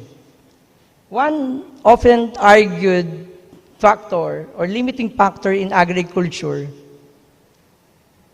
supply chain in less developed economies is the inaccessibility of information. Because we experience in our practice that important information on trade, government support are hardly shared. Sometimes they are fragmented and often constrained by authorities. So these are all working against the practice of agricultural value chain. Input commodity pricing tend to be arbitrary on the part of traders and large-scale processors arising from control of supply and monopoly of information. So this is what ails the practice of agriculture value chain because the benefits are not equitably distributed because the interests are not harmonized. So, the ADPIAP.net can serve as a repository of information. This is how we imagine this project will be, that it will provide necessary information so that the various actors in supply chain ecosystems can develop cases for developing well-grounded strategies and linkages to come up with a viable, fair, and harmonized supply chain ecosystem. So lastly, the opportunities for further development or further advancement. The ADPIAP.net, being an open system, can provide the central digital platform for interagency sharing in organizing supply chain actors and practitioners, in scanning the market, and involving engaged government assistance or support. So to recap, our institution is established and operating as a development finance practitioner just like most of the institutions represented today. But ours is a private initiative. And we can only do our practice and advocacy of sustainable banking if we do partnership and collaboration work. As part of the evolving financial sector, we look at digitization as a cost and at the same time as an opportunity. The cost side, we are very hopeful that this project of ADPIAP.net will help us cover part of the cost. But as far as the opportunity is concerned, the possibilities are immense. So NRBSL is hopeful that with the help of ADPIAP.net and its open finance configuration, the adverse factors that is ailing the agricultural industry in areas just like our country will be addressed gradually. So I joined the call of action as announced earlier that from the perspective of small banks, sustainable finance through data sharing is best pursued in the level of industry associations, domestic or international, where linkages would bridge the gap and collaborations will fill the limitations which are prerequisite conditions. Otherwise, the benefits promised by digital technology in promoting financial inclusion and literacy will remain at the speculative level for those with less resources. That would be all. Thank you for listening. Thank you so much, Mr. Jamil E. Raton, for your keynote address and presentations. Next, I would like to invite our next speaker, Ms. Jane Manukdok, Executive Director of ASCII MFI Philippines. Let's give a warm welcome to Ms. Jane Manukdok to the stage. And also kindly inform you that you have 5 minutes for your presentation. Thank you. Aron Suste. Good morning, everyone. To all the dignitaries, the ADVIAP Secretariat, ladies and gentlemen, I would like to give my heartfelt gratitude for the organizer for the very exceptional accommodation and assistance to us from the airport to the hotel. They are still lively and energetic even up to midnight. So I believe every one of you have experienced that. Good morning.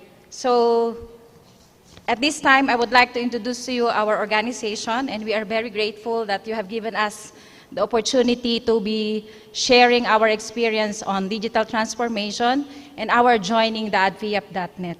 So special thanks to our Secretary General Sir Enrique here. Okay, so ASCII, being a microfinance institution, is a high-touch, face-to-face, and door-to-door delivery of services to microfinance clients. I believe you are familiar with that, no? So what we do is deliver our financial services to our clients next to their door. But right now, we are in the digital era, and we are talking about the digital space. We are talking about cloud-based internet, and they are not so familiar with that. No? It's a very new thing to our clients right now. However, we have to do that because we have to transform, otherwise we will become obsolete. So let me proceed. A little bit of introduction about ASCII. Okay. So our name is Alalay sa Kaunlaran Microfinance Social Development Incorporated, and we are 37 years in operations. We are a non-stock, non-profit organization committed to holistic transformation. We have 92 branch offices and 120,000 clients with $31.5 million loan portfolio. Our core programs include microfinancing. You can imagine a loan of 5,000 to 300,000 pesos. That's very, very small in the rural communities. So that's what we do. And then we also have resilient housing program, training and education, health and sanitation, agriculture development, environment protection and conservation, technology and innovation. And that's what we are going to talk about later on. So some of the membership and affiliations that we have right now, we are an accredited microfinance NGO under the MFNGO Regulatory Council in the Philippines. And we are a certified institution by the Sustainability Standards and Certification Initiatives, or the SSCI, and we know them actually because of the ADVIAP also. And we are a certified healthy place to work. So we have that certification. So maybe later on you can chat with me, what is this? And then we are a member of Microfinance Council of the Philippines and the Microfinance Information and Data Sharing Inc. Okay, let me proceed with our main topic. So the importance of digital transformation in ASCII's context. Sorry about the mix-up of the heading, no? So I want to share with you how we transform from the high-touch, door-to-door and face-to-face delivery of services.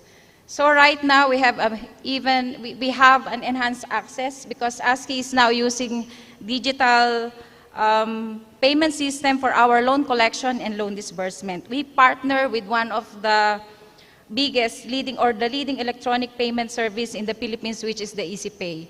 So that's how we approach digitalization. It's about collaboration and partnership. So access is very important. Clients can pay their loans anytime, anywhere. And then improve efficiency, reduction of paperwork, manual errors, and operational costs, enabling ASCII to serve more clients with greater speed and accuracy. Financial inclusion. So access to wider range of financial products and services, including savings accounts, credit facilities, microinsurance, and remittances. Risk management. So digital tools enable ASCII to gather and analyze data more effectively, enhancing ability to assess credit risk, and make informed lending decisions. As to customer experience, our clients are experiencing convenience because of the user-friendly technologies that we are using, allowing them to access financial services anytime, anywhere, using their mobile phones and other digital services.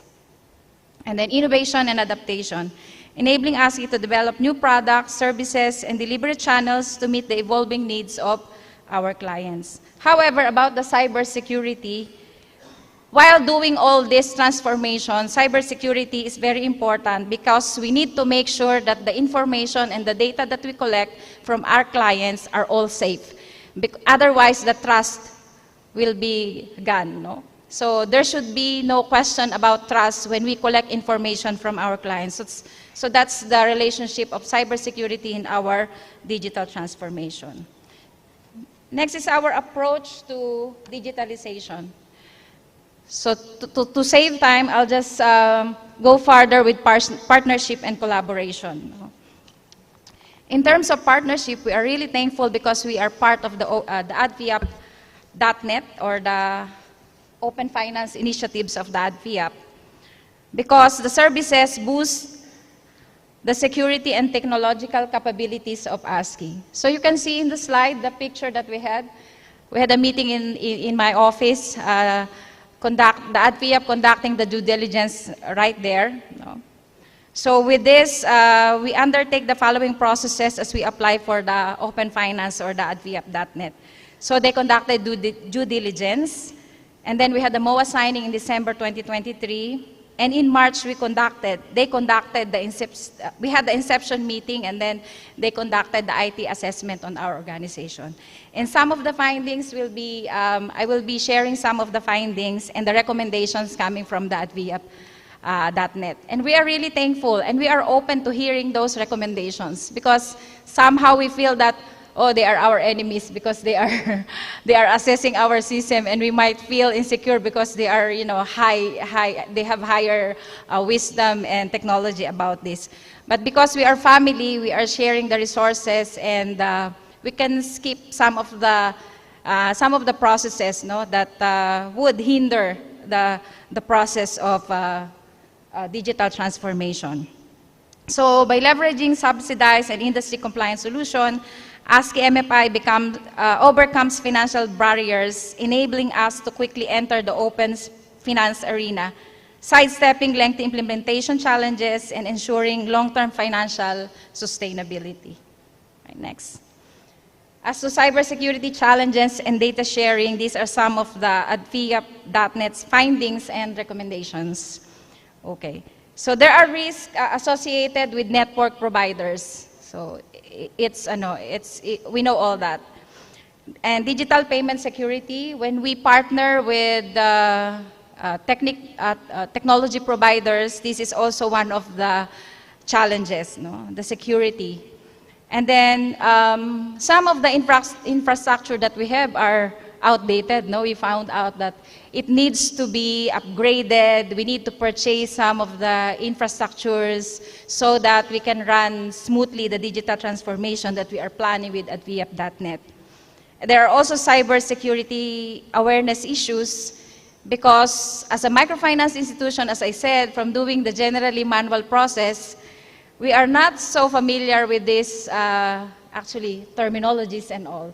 But because of this partnership, we are becoming more open, becoming more aware.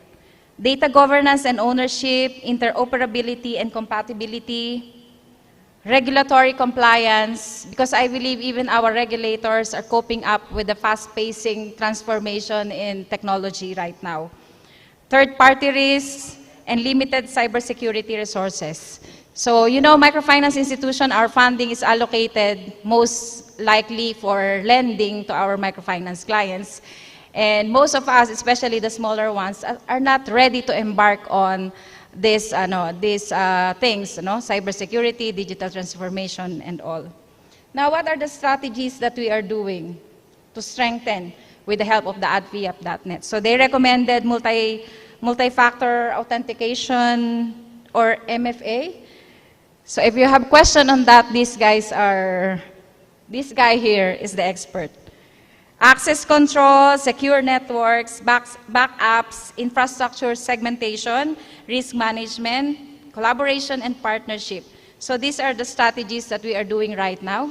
So anything that would help us to hasten this transformation, we are open to collaboration. And then updated technologies and infrastructure.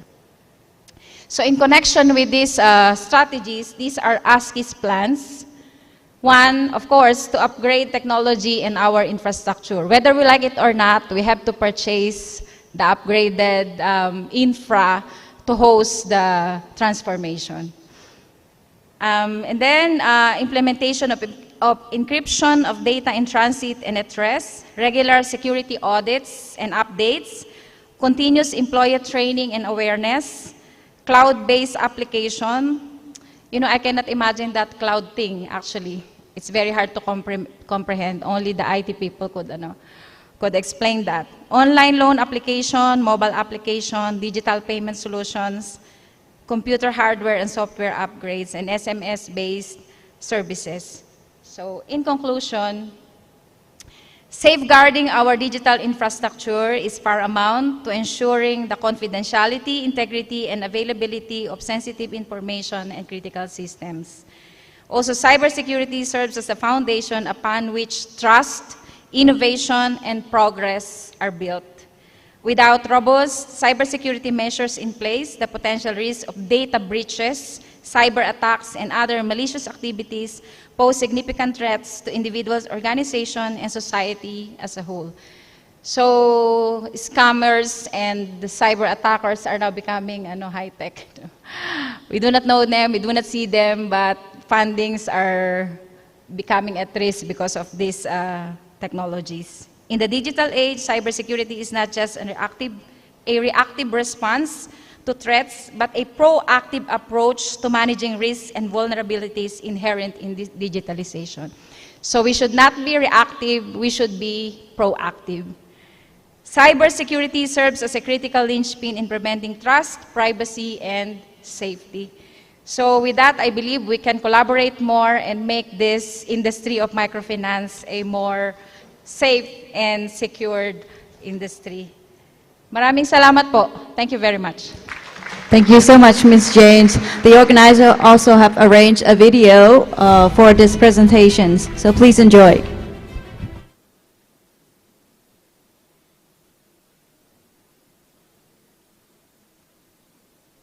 Part of Asia and the Pacific, a new era of development banking emerges with adviap.net, a cutting-edge data sharing platform designed for the Association of Development Financing Institutions.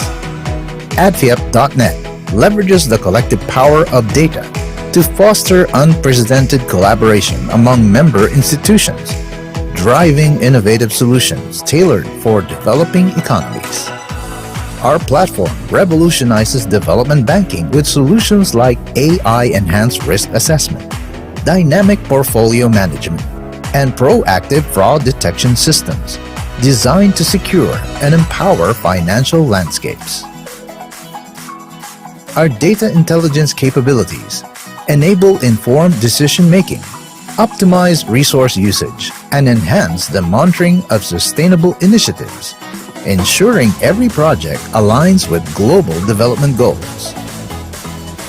In the heart of rural communities, where every small bank and microfinance institution plays a pivotal role in local development, adviap.net emerges as a beacon of innovation and support.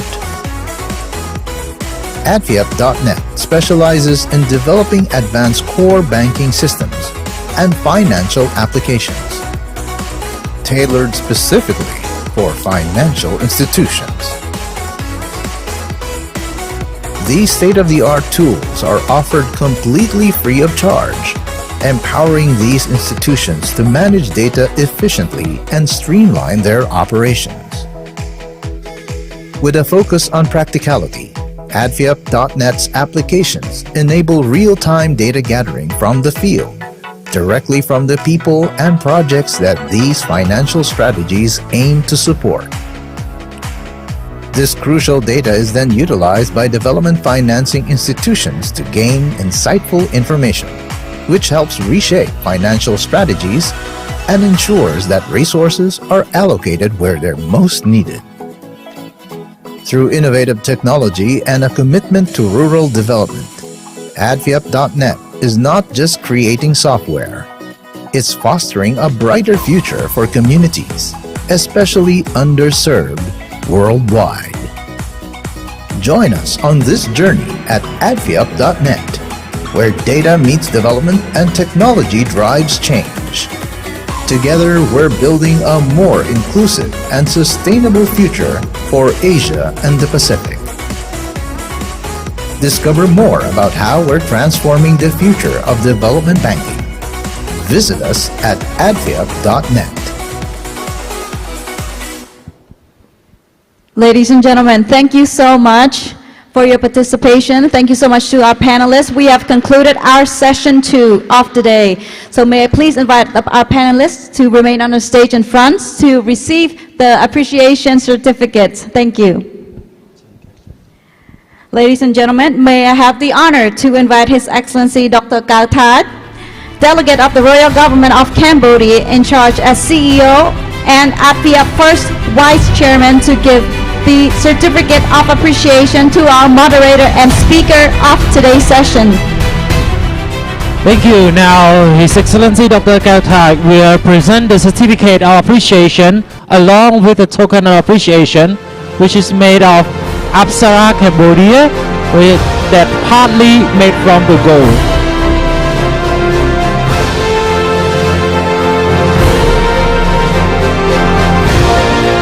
And once again, we would like to thank to our speaker for your presentation.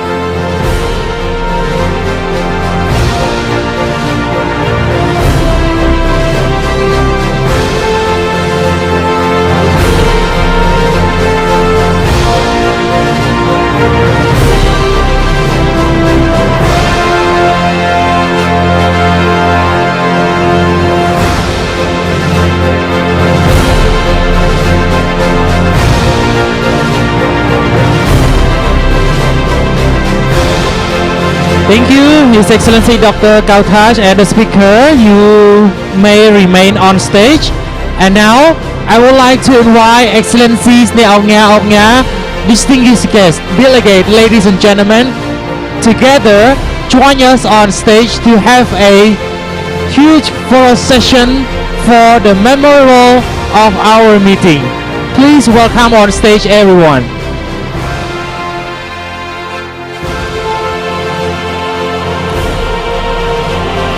Once again, I would like to invite all the participants here to join us in front of the stage and have a group photo session for the 47th ADFIAP annual meetings.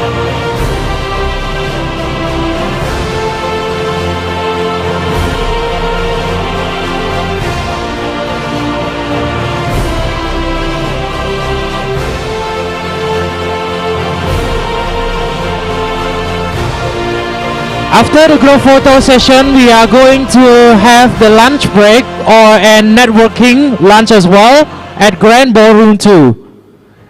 And please get ready to come back to our hall by 1:30 p.m. to start the next session in the afternoon.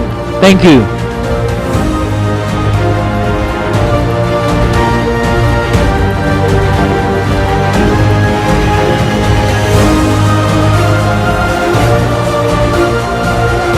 Bàជាthêm tiếpជាមកសូមគោរពអញ្ជើញវត្តមានរបស់អស់លោកស្រីនាងកញ្ញាដែលជាបាទសមាជិកនៃការចូលរួមកិច្ចប្រជុំរបស់យើងនៅក្នុងវេលាព្រឹកនេះសូមអញ្ជើញឡើងមកកាន់លើវេទិកាដើម្បីថតរូបជាអនុស្សាវរីយ៍ជុំគ្នាជាមួយនឹងថ្នាក់ដឹកនាំរបស់យើងបាទហើយបន្ទាប់ពីកម្មវិធីនៃការថតរូបជាអនុស្សាវរីយ៍នេះខ្ញុំក៏សូមគោរពអញ្ជើញលោកស្រីនាងកញ្ញាទាំងអស់ទទួលទានអាហារថ្ងៃត្រង់ដែលមានបម្រើជូននៅក្នុងបាទ Ballroom 2 នៅជាប់នឹងបាទ Ballroom 1នេះតែម្ដង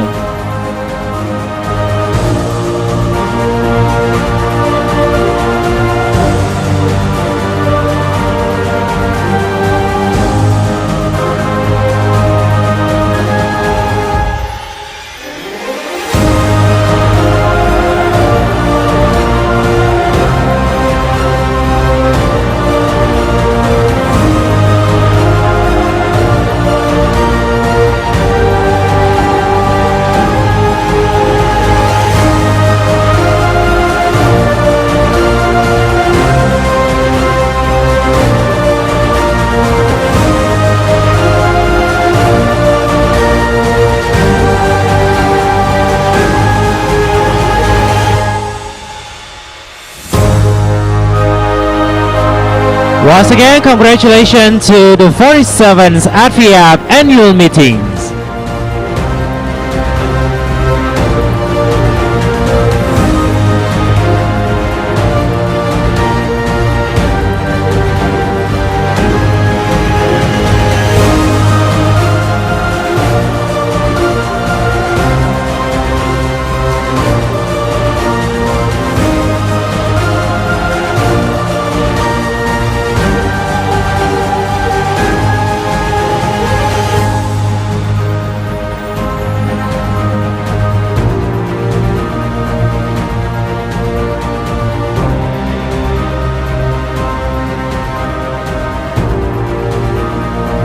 Okay, thank you, Excellencies, the distinguished guests, ladies and gentlemen, for joining us with the group photo session. So you all are invited to networking lunch at ballroom 2. When you get out of the hall, our team will present you the voucher for the lunch. So please enjoy your lunch and make sure to come back by 1:30 p.m. Thank you.